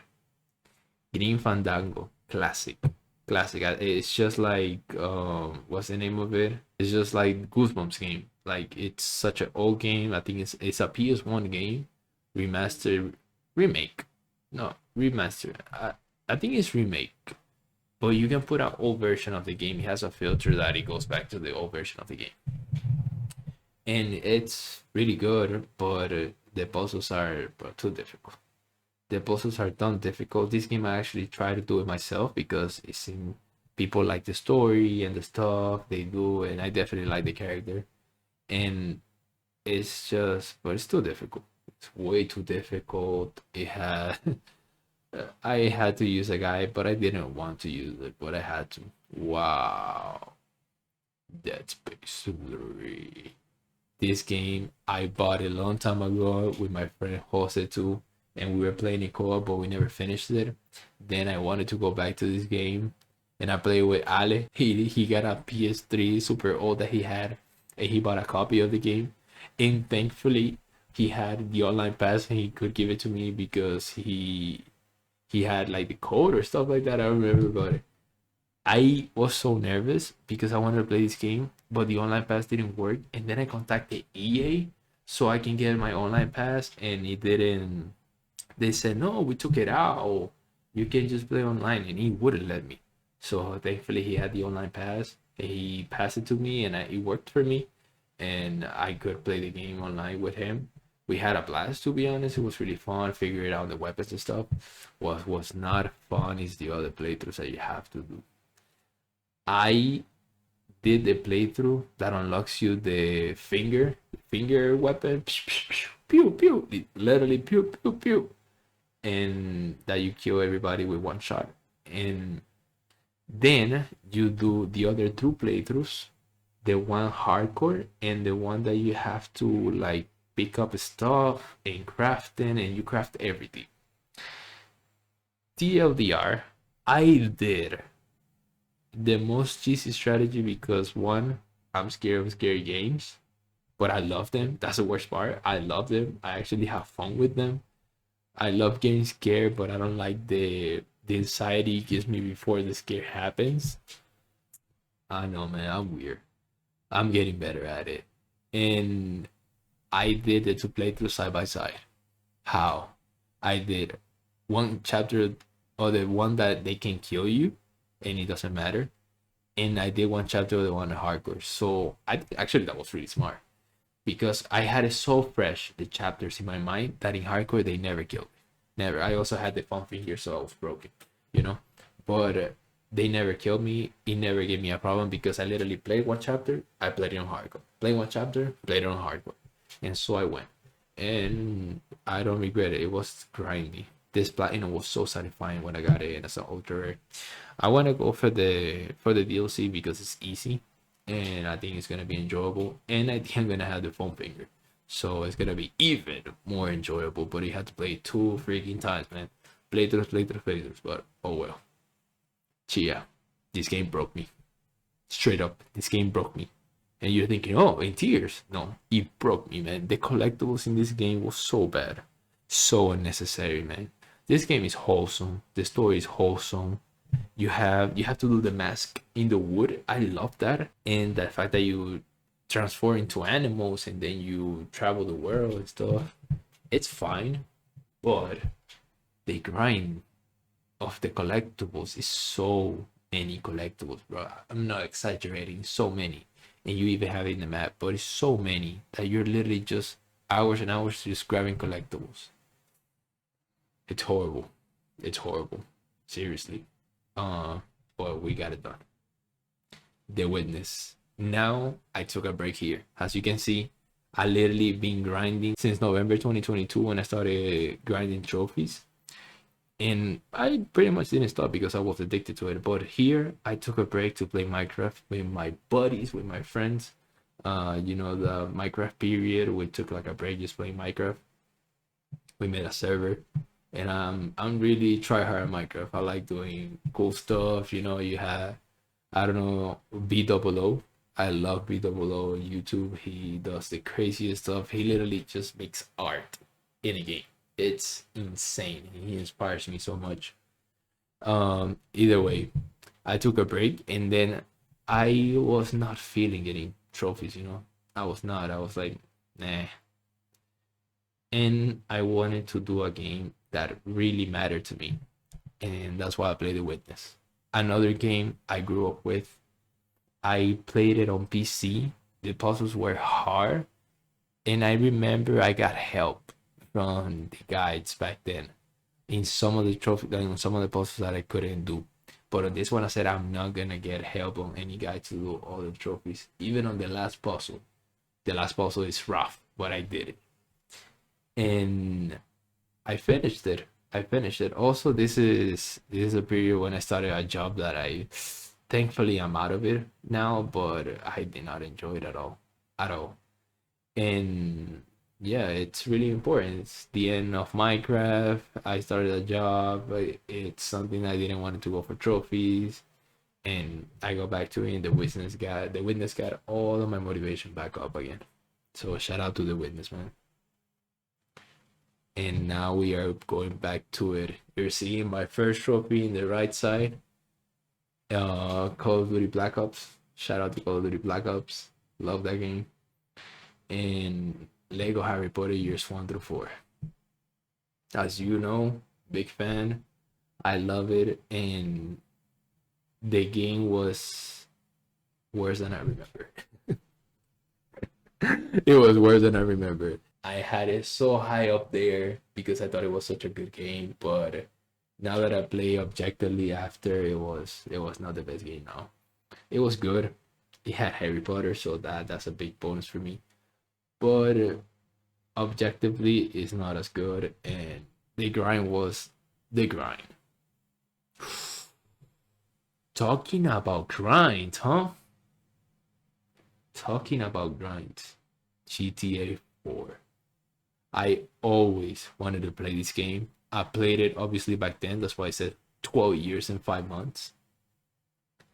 And I always wanted to play the story of this game because I never finished it. I never understood it because I didn't speak English. And I had a blast. But I have a hot take, man. I think GTA 4, it's good, but GTA 5 is better. I think the story on GTA 5 is better. The gameplay in this game, the driving, I think it has its charm, definitely. It's heavy, it feels good. The online.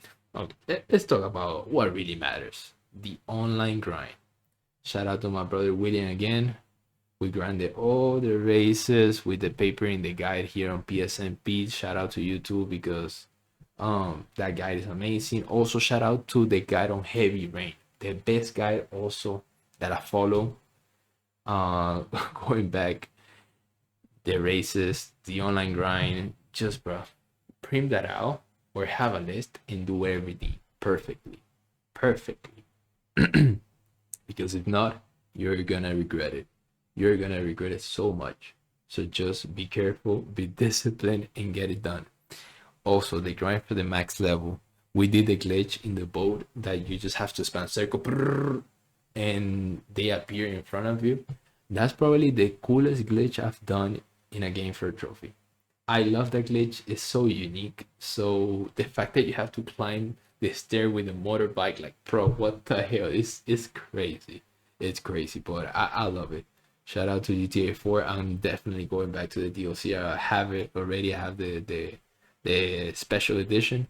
I'm really looking forward to go back to the DLC, especially Gay Tony one, because I had it too. I played it, but people say it's probably even better than the base game, so I'm looking forward to it.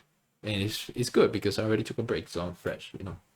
I was overwhelmed to do it right there. House of Ashes. This is the second one, the best, the second best game in the Dark Pictures 4 games, for me at least. This one is more action oriented. It's not as scary. It does scare you a little bit sometimes, but it's not as scary. I do like the story of this one. I like the fact that you can, well, in all of them you die or survive. So that's dumb to say, but it's really good. I'm not spoiling anything, but it's really good. I enjoyed it, and we have fun.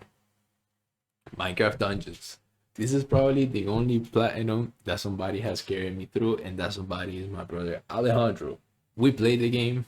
We are big Diablo fans, as you know, and this is like a Diablo game. We grinded it, but and he grinded it back then. He was like really into this game, so he had a high level character. So we were playing it, we were enjoying it, but at the end of the day, we played like a whole day. And then at the end of the day, we were like, so we have to play this tomorrow too, or grind. And then I was like, how about we try to boost with your strongest character the fact that you have to kill the last boss with in certain difficulty. So he carried me through that, and I got the platinum. Even though I played it, I would have gotten it. But I do want to go to the DLC and get it done, because look at that, bro. 43%. All that DLC, that's horrible, to be honest. I hate that. And I want to go back to the DLC because I enjoy the game and I want to play it again, and I want to grind it. I want to grind it, and yeah, it's cool. God of War 1. Classic. Classic. I have nothing else to say but classic. Shout out to my PS3, man. This is why I bought a PS3. Again. What a game. I understood so many things. I'm just gonna say something. I didn't understand why Kratos was white like that. I didn't understand why he was that color. I understand now. There's a reason why. And that reason gave me goosebumps once I saw it because I was playing the older ones and I didn't understand the context. Now I do. Now I do. And it's amazing. I haven't played the second one yet, but it's definitely there. And as you've seen, the third one is in the list. So it's gonna get done. It's gonna get done. What Remains of Edith Finch? A walking simulator that it's really good actually. It's a fast platinum. I recommend it. It's really good. There's a part in the game with a job related thing that is just hypnotizing. And you have to keep doing it and keep doing it and keep doing it. And there's a story behind, and you're still doing it and doing it. That blew my mind, bro. That blew my mind. That was so good. That was so good, man. I love the game. It's really good. Really good. It's super fast, so just give it a try. As blind, if you go blind to the game, the better. As blind as you go, the better you go. Because it's quick. Assassin's Creed Revelation. So I grinded, you know when I said I grinded all the online trophies, this is one that I grinded too. With my brother William. And we got it. We got the level 20 online. It was a grind though, because you had to boost with people. You cannot boost like in not in a private server, but randoms join. It was a mess. We were trying to boost. People were killing us. Random were killing us. And there's people. I mean, they have the right to do it, but there's people that are addicted to this game, and they were super high level, and they were playing such a old game, and just bro, they were destroying us. Literally, they were destroying us. So it was difficult to boost these online trophies. And well, now they are unobtainable. So I'm glad I did them. Definitely. I don't regret doing my online trophies and then just taking my time cleaning everything is it's definitely the best way. I recommend it. Marvel Spider-Man, the first one. I played this game and it was okay for me. It was my first experience with games that have come back like this one does. And at first, as I say, I'm not like the biggest superhero guy. I don't enjoy them as much. I know there's people that go crazy for Spider-Man. I don't. But I have my side with Harry Potter, so everybody has their side, you know? And I like this game. I enjoyed it. At first, it was okay, but then it got better. And it got better. And it got better. And the ending of this game, man. Let me chill. The ending, I said something. The ending of this game is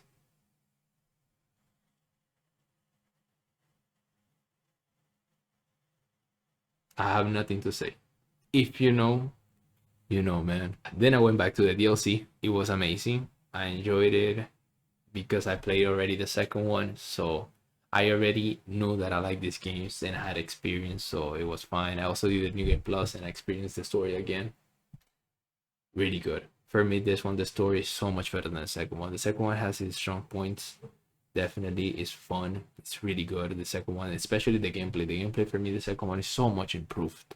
And if the first one had the gameplay of the second one, and the second one had the story of the first one, masterpiece. But they are a 9 out of 10 for me because of that. Like, none of them are perfect. And the platinum on this one, I'm shocked about a fact.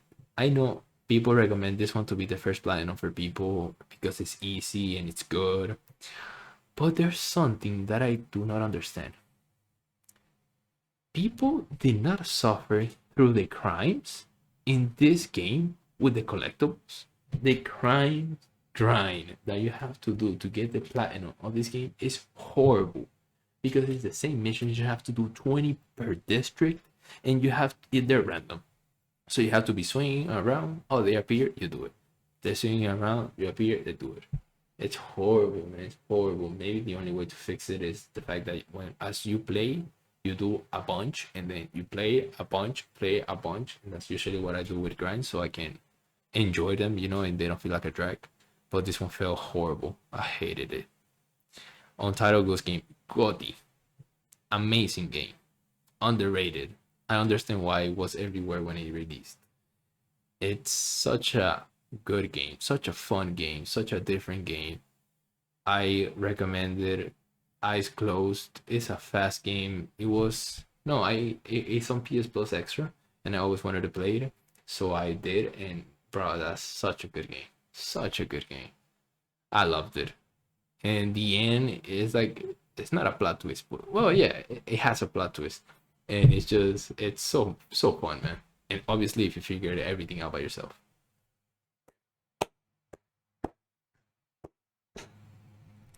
Red Dead Redemption 1. This game marked my childhood. The ending of this game is unforgettable. I still remember as I was sitting down on the TV watching the ending, it was something else.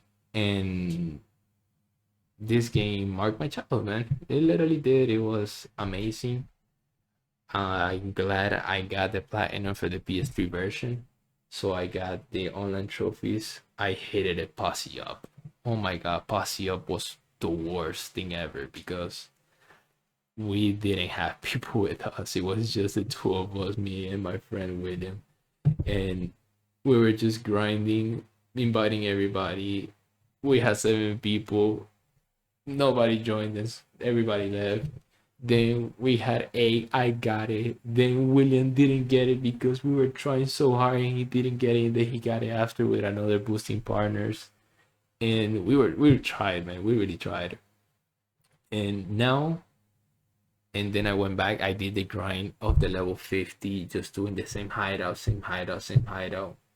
It was painful, but I know it was worth it because it's the game. You know, it's the game for me.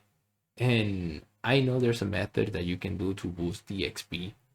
Like you go to all their patch and stuff. I decided, fuck it, man. Just I'm gonna do it legit. I'm gonna do it as it is right now, currently, and I'm just gonna grind it out. And I did. It was like 20 hours just doing the same hideout.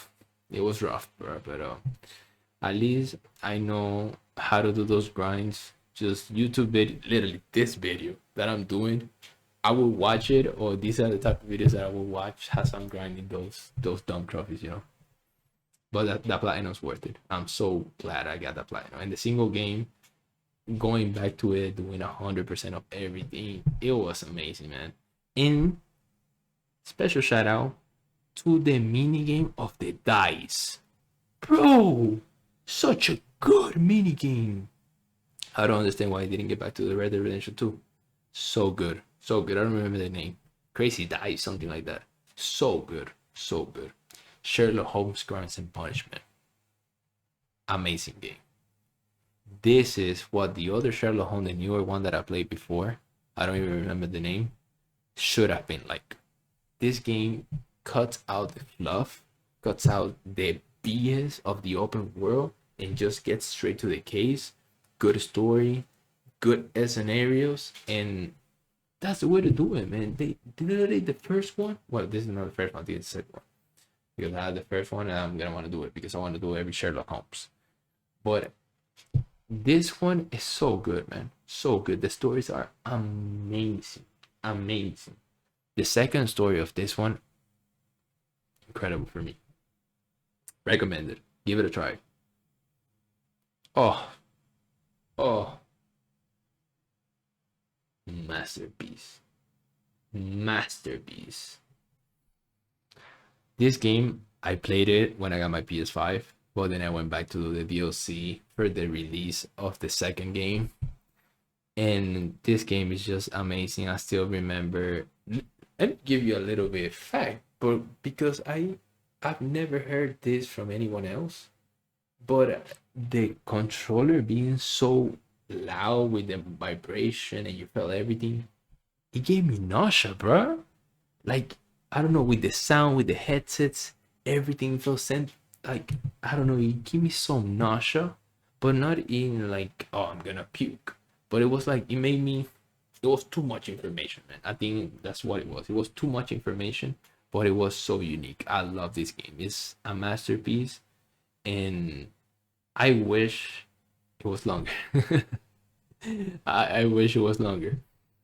The fact that you can go back to the story of PlayStation, PS1, PS2, PS3, especially, um, amazing, amazing. I love this game, and I wish maybe in the future I'm gonna buy a VR just to do every single platinum Astrobot because it's just, for me, it's insane. Lake, uh, Lake, you know what I'm saying? Like, this game, you're a postal office girl that has a IT game, and then you go back to your town and you do that job and you enjoyed it.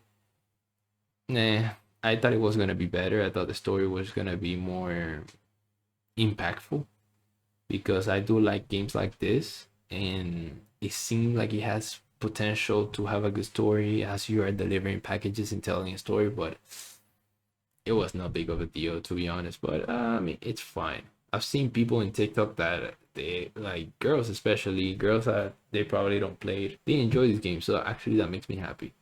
That's a W. So let's keep going though. We're almost finished. The guard is between. I was playing these games, and these are the games that I wanted to. I had like a list of games that I wanted to do, and they were quick, so I did them. The guard is between my fastest platinum, if I'm not mistaken, and so good, man. So good, so good. I love this game. It was a really good palate cleanser after going for the Grand Sherlock Holmes and Red Dead Redemption.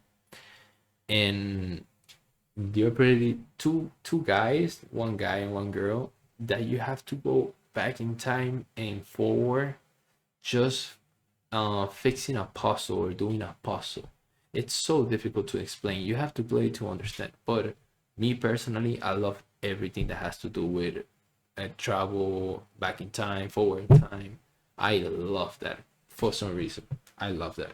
And that game caught my attention because of that, and it's really good. Huh. Harry Potter Quidditch Champions. This game, I did not plan to platinum it at all. But then my friend Ali was like, bro, let's play it. Let's play it. It's free on PSN and PS Plus. I was like, all right, let's give it a try. I like Harry Potter, but Quidditch, man, I've never been like huge into Quidditch. For me, it's like, okay, it's fine. And I'm glad I got it done, you know.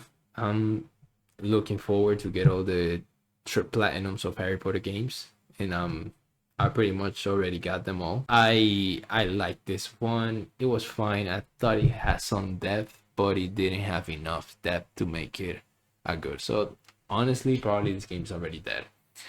The saving grace is that you can do every single platinum, every single trophy pretty much offline. You just have to do a few online, and they're super easy. So there's one trophy though that it's annoying and RNG as hell, and it's the one that you have to be the keeper, and then the guys have to pass through one of the rings that's low that the keeper puts, one of the persons that is gonna attack you, and you have to put a ring, and the NPC has to go through that ring to, then you have to stop the goal from going in, bruh. Oh my god, man, that was such an RNG trophy, but it's easy. I remember, just if you need the trophy, I remember going to PSN profiles and then in a forum, and a guy put a video on how he did it, and he pretty much put the rings in a diagonal, and I tried that, and I got in like the second try, the third try, something super fast, and it worked. So shout out to that guy. Sherlock Holmes, the Devil's Daughter, the second one after Punishment and Crimes, also really good. Same premise, no BS, just good places. Here on this one, they started with the open world stuff. It was not tough. It was like super quick, but at the beginning I got scared because I know this is the one before the other one, the PS5 one, the PS4 one, the newest, the one before the newest. I don't remember the name. I'm sorry. And this one got me scared for that because I was like, oh my god, no open world stuff, but no, it's not. It's just a little bit more open, probably as open as it needed to be, and that's it. We didn't need the other one, and yeah, it was cool. The stories was amazing. The third one was amazing story. I loved it. That's the one I have it most in my mind. Both of them have 5 stories, so you know, it takes two. I tried to play this game with my girlfriend. It didn't go well. She doesn't play games. She tried. So I had to play with Ali. And at the end, I started playing with Ali. Then I tried to do it with my girlfriend. Then I finished it with Ali. So we at the beginning we didn't have fun with this game. We played it, we dropped it, and then we played it again to get the platinum just because we had a few things left. We pretty much dropped it almost at the end, and we were like not feeling it at all, man. It was not it. And I know it got Game of the Year and stuff, and also the game is good because it has so many different things that surprise you with. But we already played it. I was done with the game, and but then it ruined us. Literally, the game just got better because I don't know if we understood how it was or what, but it got better. It got better, and I'm glad it did. We actually finished the game, really liking the game, and I understand why it's Game of the Year. It deserves it. It's really different. If you haven't played it and you have a girlfriend, wife, or anything, I recommend playing with them. And if you have a good friend of yours, also too, man, there's love everywhere, Harry Potter Daily Hollow. So now we're gonna get into a part that I'm working towards the online trophies of PS3 that interest me, and also the online trophies of PS4 games that interest me. Now my streak is not as consistent because I'm cleaning games that I'm gonna finish in the future. Harry Potter Deadly Hallows 1 is one of them, but I've heard so many bad things about this game, and I understood why. I did the online trophies, and yeah, it's rough. I haven't played the story yet. I haven't played anything, but I can tell it's rough. So literally, Call of Duty Harry Potter, so not needed, man. That was such a stupid decision because they had a masterpiece with Half Blood Prince, and then they did this, bro. I don't know if it's the same person. I think EA, né? But probably not the same guys that made it. Disappointment. And I have part two, but part two doesn't have online trophies, so I don't have to get anything on that one and just get it done. The online trophies on this one though, they were annoying to beat the score of your friend because your friend also has to play it and you have to get into top 1000. If not, the game doesn't recognize it. It's annoying, but it's doable. It's easy. It's easy. Modern Warfare 3. I got it back then in November 2023. I got the online trophy, which is in Spec Ops, but I know in the survivor mode that you have to do it with another player. The rest is totally you can do it by yourself. But this game, the Spec Ops grind once again, and I already had enough with Modern Warfare 2. So I didn't do it, and then I contacted William again, and we were like, man, I'm happy we got all those trophies, but this bothered me so much because we didn't get the Spec Ops together, and Spec Ops alone is annoying because they kill you and you have to restart the whole thing. But if you do it with someone, at least you can revive each other. In Modern Warfare 2, they don't allow you to do it because of lag, but on this one, at least you can. So might as well just take advantage of it. This one was kind of rough. Some levels were kind of difficult. It's like a 5, 6 out of 10. Like it's not super hard. And there's a level that you start with a chopper. And if you're playing on veteran, you have no way to cover yourself when you are in a chopper. They just kill you non-stop. Literally is a dumbest level ever. You have to do it in solo, that level, because that's the only way to do it. Like you probably can do it in co-op, but that gave me so many problems. And the DLC on this game, it pisses me off. It pisses me off because the DLC on this game is not hard. It's more Spec Ops and miscellaneous stuff. So easy. But you know how much each DLC costs? You need 3 DLCs. Each of them costs $15 each. So you're spending $45 on DLC. No. On trash DLC too. If it would have been like The Witcher's DLC, well, okay, I'll think twice. But no, bro, it's not. And that's crazy. and I still have to do the survival on each map, and oof, I'm low-key procrastinating. I don't feel like doing that. Tabletop Racing World 2 went back, boosted the online trophies. I want to do the DLC. I know it's hard. The game, it's easy, 6 out of 10, 15 hours. But the online trophies, the DLC is like 30 hours by itself. So it's gonna boost it up a lot. Borderlands 3, also a game I went back. I got the co-op trophy, super easy. But there's still one trophy that requires online that I have to do. So I have to play more of the story and get it. But I don't want to get the platinum because I want to get first Borderlands 2 and get the trophies and the platinum and the DLC of that one to then play more Borderlands 3, which I've heard that Borderlands 2 is better than Borderlands 3. So if anything, it would be better to play the third. But for story's sake, I'm gonna play the second one first, the second one first, and the third one second. Then Far Cry 5 boosted the online trophies too. That's done.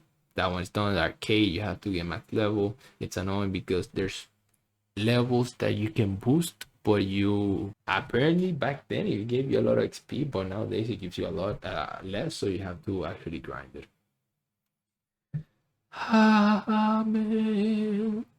Uncharted 2, amazing game, but this game made me suffer.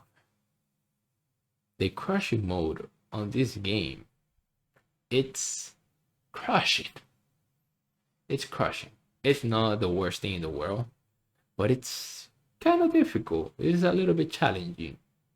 And I did it. Like, I did it fast, but it was annoying. And I obviously did the first one first, but I did some tricks for the order, so the order is messed up. I want to go for the DLC. I want to go for the 100% because it bothers me a lot. But that crushing mode was tough.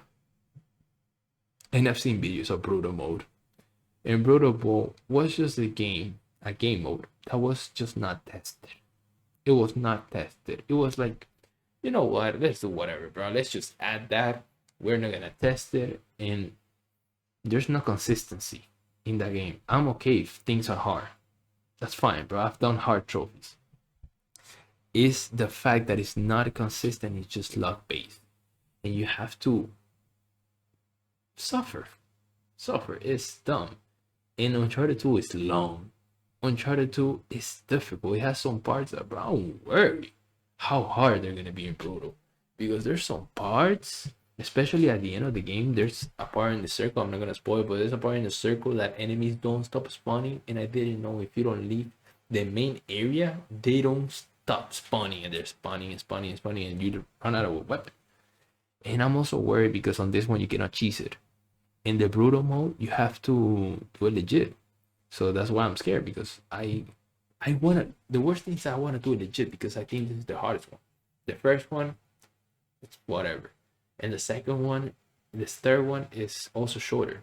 So I don't think it's as hard. But this one I think is the toughest one. So if I do this one, I'm cool. Also the DLC for Uncharted 4. But oh well, bro. I may do it in the future. I wanna do it in the future. I wanna clean these last trophies. My profile right now is a mess, but it is what it is. Infamous 2. I wanted to always do these games. I never tried them. I never did them. And I was so worried, man. I was literally sleeping. And I wake up, online trophy of Infamous 2. No, that's not the case. But I had it in the back of my mind. I was like, they're gonna close the servers. I'm never gonna get the platinum on this game. And that's gonna piss me off. And that didn't happen because I got the online trophies. I went back to clean them. You know what's the worst thing though? I think I got myself spoiled. The way that you need to do the online, there's not a game mode. It's just levels that people create and you have to play them. And I believe the title of one of those levels, it spoiled the game, the ending of the game for me. I'm still not sure. I don't wanna know. I'm gonna finish it and let's see what it is, because there's a few ways you can interpret what that guy spoiled. Don't do that, man. Don't be spoiling games. That's lame as fuck. Uncharted 1, really good. I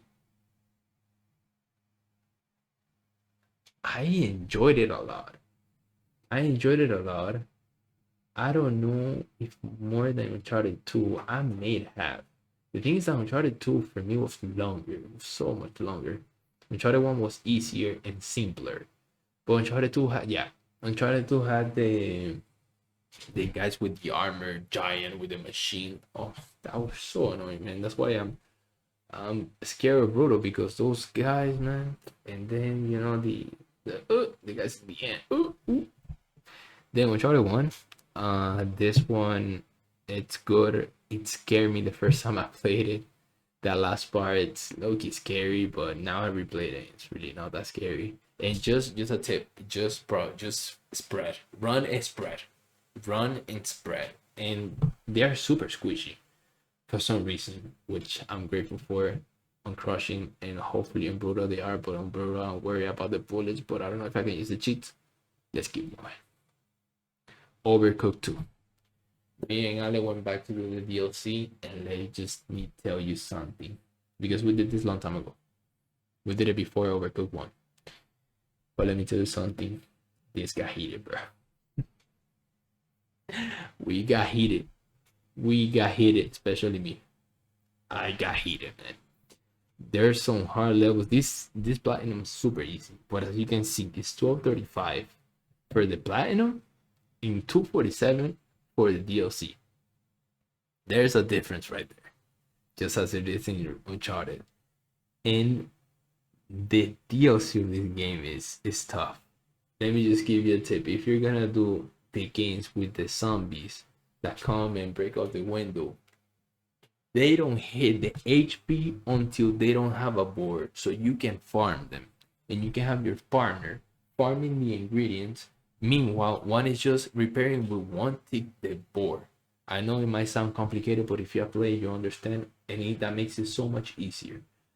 But there's some levels, even the ones in the base, like the base cooking stuff. Yeah, this DLC they don't made it for kids. I don't understand why it's so different. The game is so easy, and then the DLC is so difficult. But it's because of the ratings of the 3 stars. And if you're playing co-op, be ready. You have to go try hard as hell. Infamous Festival of Blood. All of the Infamous are secure in the bag, so we're good. I did Infamous Festival of Blood because you have to finish the story to get the online trophies to play those games, and it's super short. So I said, I know it's the last one I should have played, but it's super short. It's a standalone DLC, so it doesn't spoil anything on the story, so that's fire. It maybe spoil of the powers, but it's okay. I got it done, so super easy. Unity. Oh, we're almost finished. We're almost finished, people. I can't believe I did it. I can't believe my boy survives. Assassin's Creed Unity. This game, it's a rough gem. You just have to clean that a little bit more, and it would have shined so much. But sadly, they did not. And they throw it to the trash, and they did Origins, Odyssey, and Valhalla. This game was the perfect base to make a game on top of it and upgrade everything. But because of the bugs and everything, they didn't do it, bro. And it pisses me off, because it's sad. It's sad that they didn't do it. The stealth is, for me, the second best. Animation wise, the best one. But what pisses me off about this stealth is that it's not consistent. It's buggy. They see you, and Black Flag, it's consistent all the time. And I went fire on this one. I looked up many videos with the smoke bombs and everything. I was really good at the game, but it's just not consistent. The AI is not the best. I got the DLC. The DLC is fun. I really recommend doing the DLC. It's for free because the game released like it released, and so they gave it for free. And that's it, man. Also, I was happy I got it because recently the online trophies were offline. Like the server fell. Well, fell. this the servers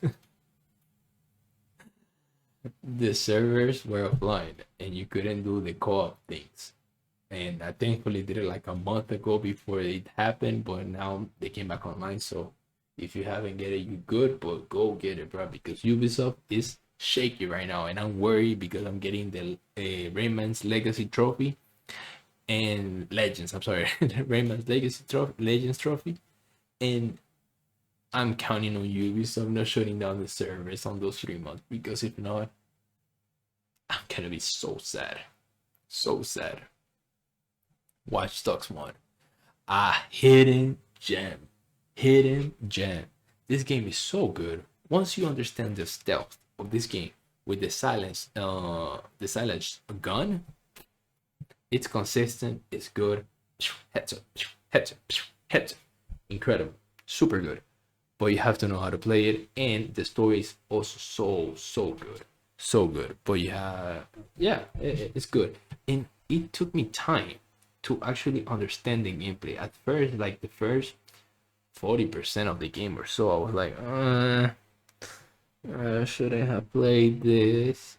But now I enjoyed it, and now I went back to get the single online trophy of the DLC with a guy that I have added on PSN. I don't even know his name, but he's the dude, man. He helps me out when he needs it, and I help him out when he needs. Like, it's fire. God of War Ascensions, all of the God of Wars back too, because this is the only God of War that has online trophies, and I got the online trophy, the single online trophy, and now I'm gonna be able to get all of the God of War. So that makes me happy. That makes me happy. All of the series is gonna be done for. Looking forward to play this, but probably I'm gonna play this one last. I think chronologically, this game is the first one, but I like playing games as they were released, because now I have the context of the people as they played them as it was released. So that's why I wanna play it. Little Big Planet 3, unobtainable trophy. They shut down the service unexpectedly. That was whack as hell. I would have been so mad. Thankfully, they jumped from April 2023, went back and got the trophies, because at first I was feeling playing a Little Big Planet, and this is the only one that was able to do back then. And also it was a ultra rare trophy, a platinum. I'm still impressed of that. I think it's just because many people played it and many people didn't platinum, but it's not a difficult. As you can see, 5 out of 10, one playthrough in 25 hours.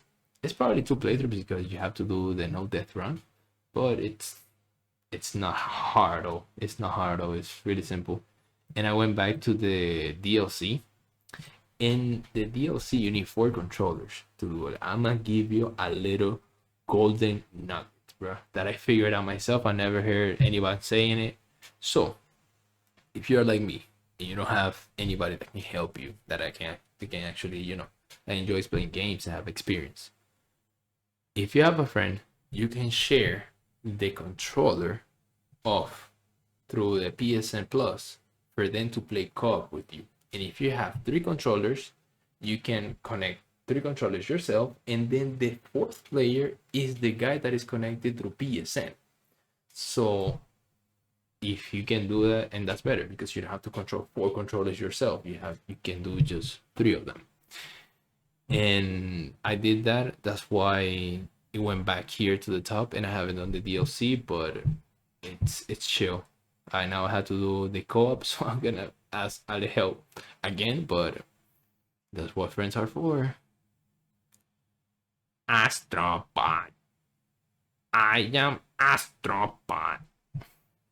Masterpiece. Masterpiece once again. Oh my god.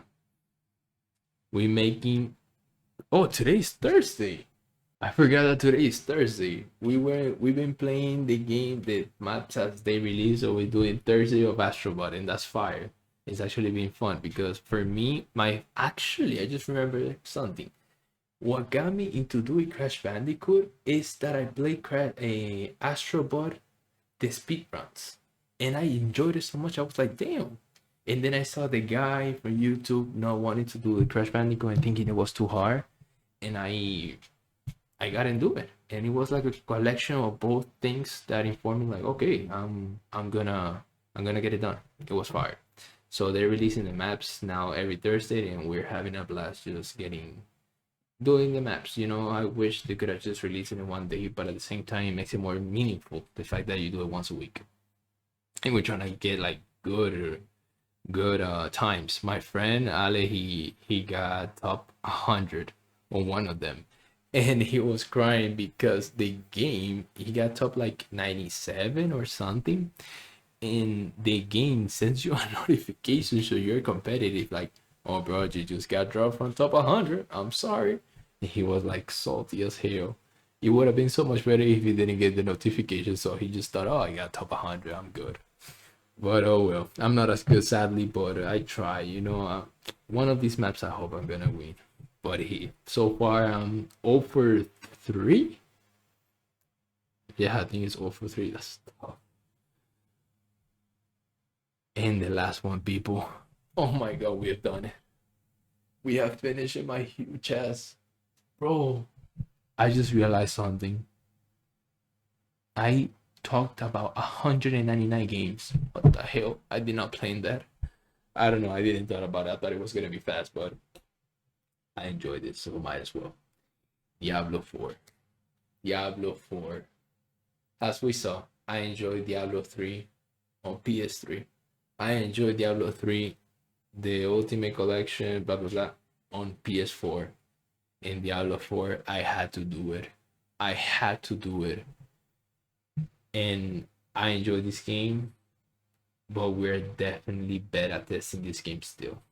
We are paying to play a beta. It's sad that many of the things that have been resolved and done and fixed on Diablo 3, the same problems on Diablo 4. I don't get that. I don't get that, man. The game is better because I went back to the last season on Diablo 3 and that I noticed that the game was too simplified on Diablo 3. So Diablo 4 has a complexity that is good. But the game needs some upgrades. And I recently, that's why I'm doing this video, I did probably the hardest grind I've ever done, reaching Paragon 300 in this game. And back here, as you can see, I played it on June 2023 when it was released. So I also did the base game and I killed Lilith, which is the last boss, when it was hard, when it was bugged here. And it was good. I'm proud of it. I'm really proud of it. And I got level 100. They changed this to Paragon 200. Back then when it was a grind. And now when it was released, level 300, I did it once again. As you can see, this is my rarest trophy. Probably it's not gonna be my rarest trophy in the long term. I understand that. But I'm so proud. And I'm so proud of something too. I'm top 36 in PS5 to get this trophy. First achievers. And on 100% club, I'm the 33rd position that has done the 100% of this game. So this is probably gonna be the hardest trophy in this game. I would guess so. Apparently they're gonna do another DLC, and I hope it's not as hard so I can do 100% and still have my first achiever. But for that platinum, for that trophy, I'm sorry, itself, I'm gonna be there forever. So it actually makes me real happy. I was not going for that. I was just grinding because I wanted to get it done, and I know that if I split the grind, I would have been just thinking about the grind in my mind. Oh, I'm doing a little bit planet, but I'm thinking about the grind of Paragon 300, and I've done it, bro. I grinded so many pits with Spiritborn.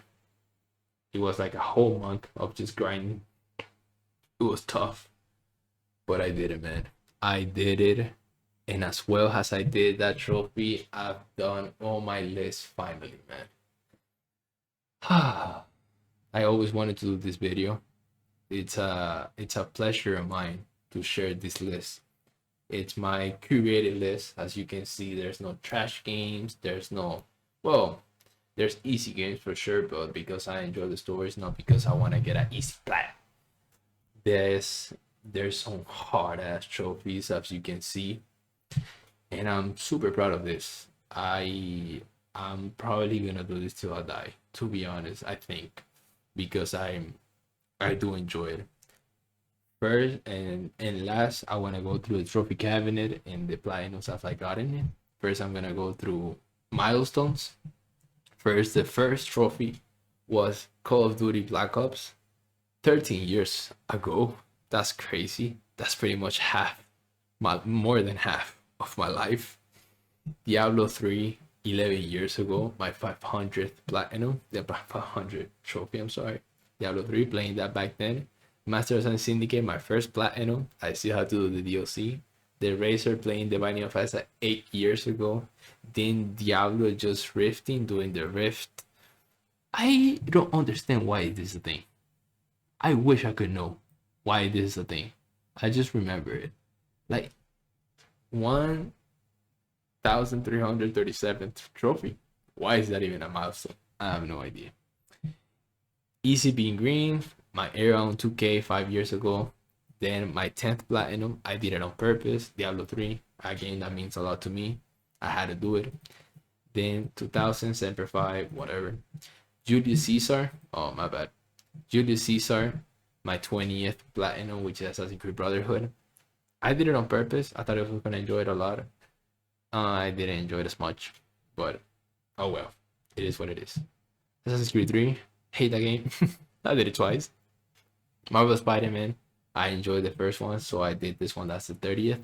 Then my 3000 trophy, I didn't plan it, but this is the platinum for Ratchet and Clank. Oh no, it's not the platinum. I'm tripping.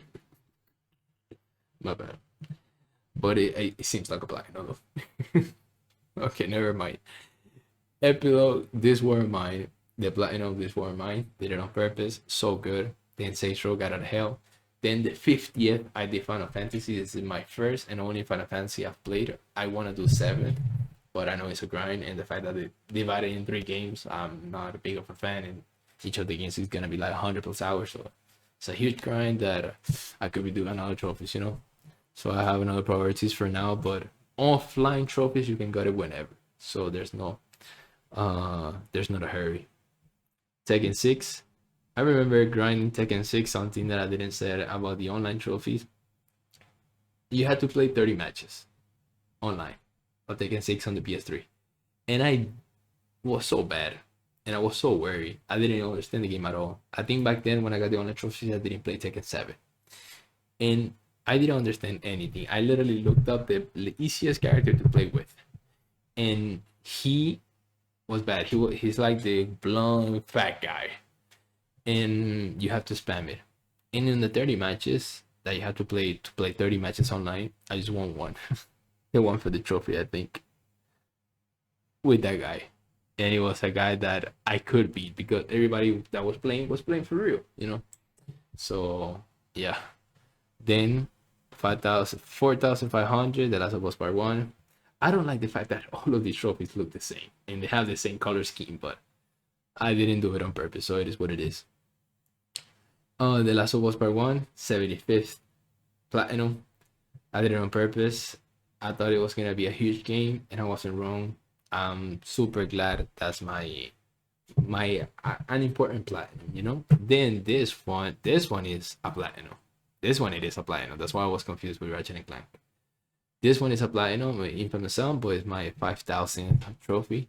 Then my 100th trophy, the most meaningful probably game that I've played, Red Dead Redemption. Shout out to my brother John Marston. And Platinum's Garden, which is the one that I told you about the time. Really easy trophy, but enjoyable, fun. I have 86 ultra rares. My rule in what I wanted to do and what I will do, it's you need to have 1 ultra rare per platinum you have. If you have that, it looks good. So I need to work on my ultra rares, which I will. There's a few games in my list that when I do it, they're gonna have a bunch of ultra rares. So it's gonna skyrocket the number. But 86 ultra rares, 207 very rare, 734 rare, 2435 uncommon, 2292 uncommon. My rare is Diablo 4 with the grind to Paragon 3, then Black Ops 3, huge grind. Personal Decorator is one of the grindiest trophy I've done too, actually, now that I think about it. Taking Liberty, Grand Theft Auto 4 Platinum, and then half with Dership Petrovic. This one is incredible tough too. This one is tough because this is the grind for the online. Then to wrap it up, the trophy cabinet. I have it in order of the ultra rares because that's appealing to my eyes. And we have, I'm gonna start from the bottom. Platinum of Call of Duty World War. I'm proud of that one. It's difficult. It's the most difficult campaign in veteran, so I like that. Assassin's Creed 3, as you can see, I have a peculiar story with that game, and I'm proud I did it again. It's an ultra rare on PS3, so I decided to put it right there. Did it twice and I hate it, but I did it for the commitment. Dead Space 3. I don't like scary games. This one was tough. Many playthroughs. I don't like scary games. No, I'm sorry. I'm scared of scary games, but I love them. I'm proud of that one too. Ultra rare, grindy. I remember when I finished it. So good. Stardew Valley. I love the game, and the grind is massive. Ultra rare. Cannot wait to go do the DLC. Red Dead Redemption. Amazing game. Masterpiece. The Binding of Isaac. Huge grind. So proud of getting the platinum of that game. It's a game that I enjoy a lot, and I'm glad I did it. Red Dead Redemption 2. Huge grind, bro. I have huge grinds in this list now that I think about it. Huge grind. Amazing game. Best game of all time. Kingdom Come Deliverance. Huge grind too. Amazing game. You should do it. You should play it. It's really, really good. It's clunky, but it's a masterpiece.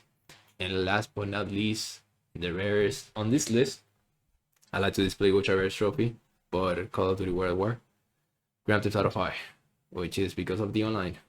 It's because of the online. Then I have all of these ones that I don't have in the list because they're already here, but I could put it in the list, you know. And with that, people, I wrap it up here. This is my trophy list as of November 7th, 2024. I'm planning to do more videos like this, especially because I already got the big one out of the way. This one is a huge trophy list. I hope you guys enjoyed it. I hope I entertain you guys. I know this video is long as hell, super long, and I know a few people only is gonna get here. I just hope you were doing something productive in the meanwhile you were listening to this video. And thank you. Just thank you for allowing me your time to share my list, because it's really meaningful for me. Have a good day. Have a good night. Enjoy some trophy hunting. But please, don't go for shovelware.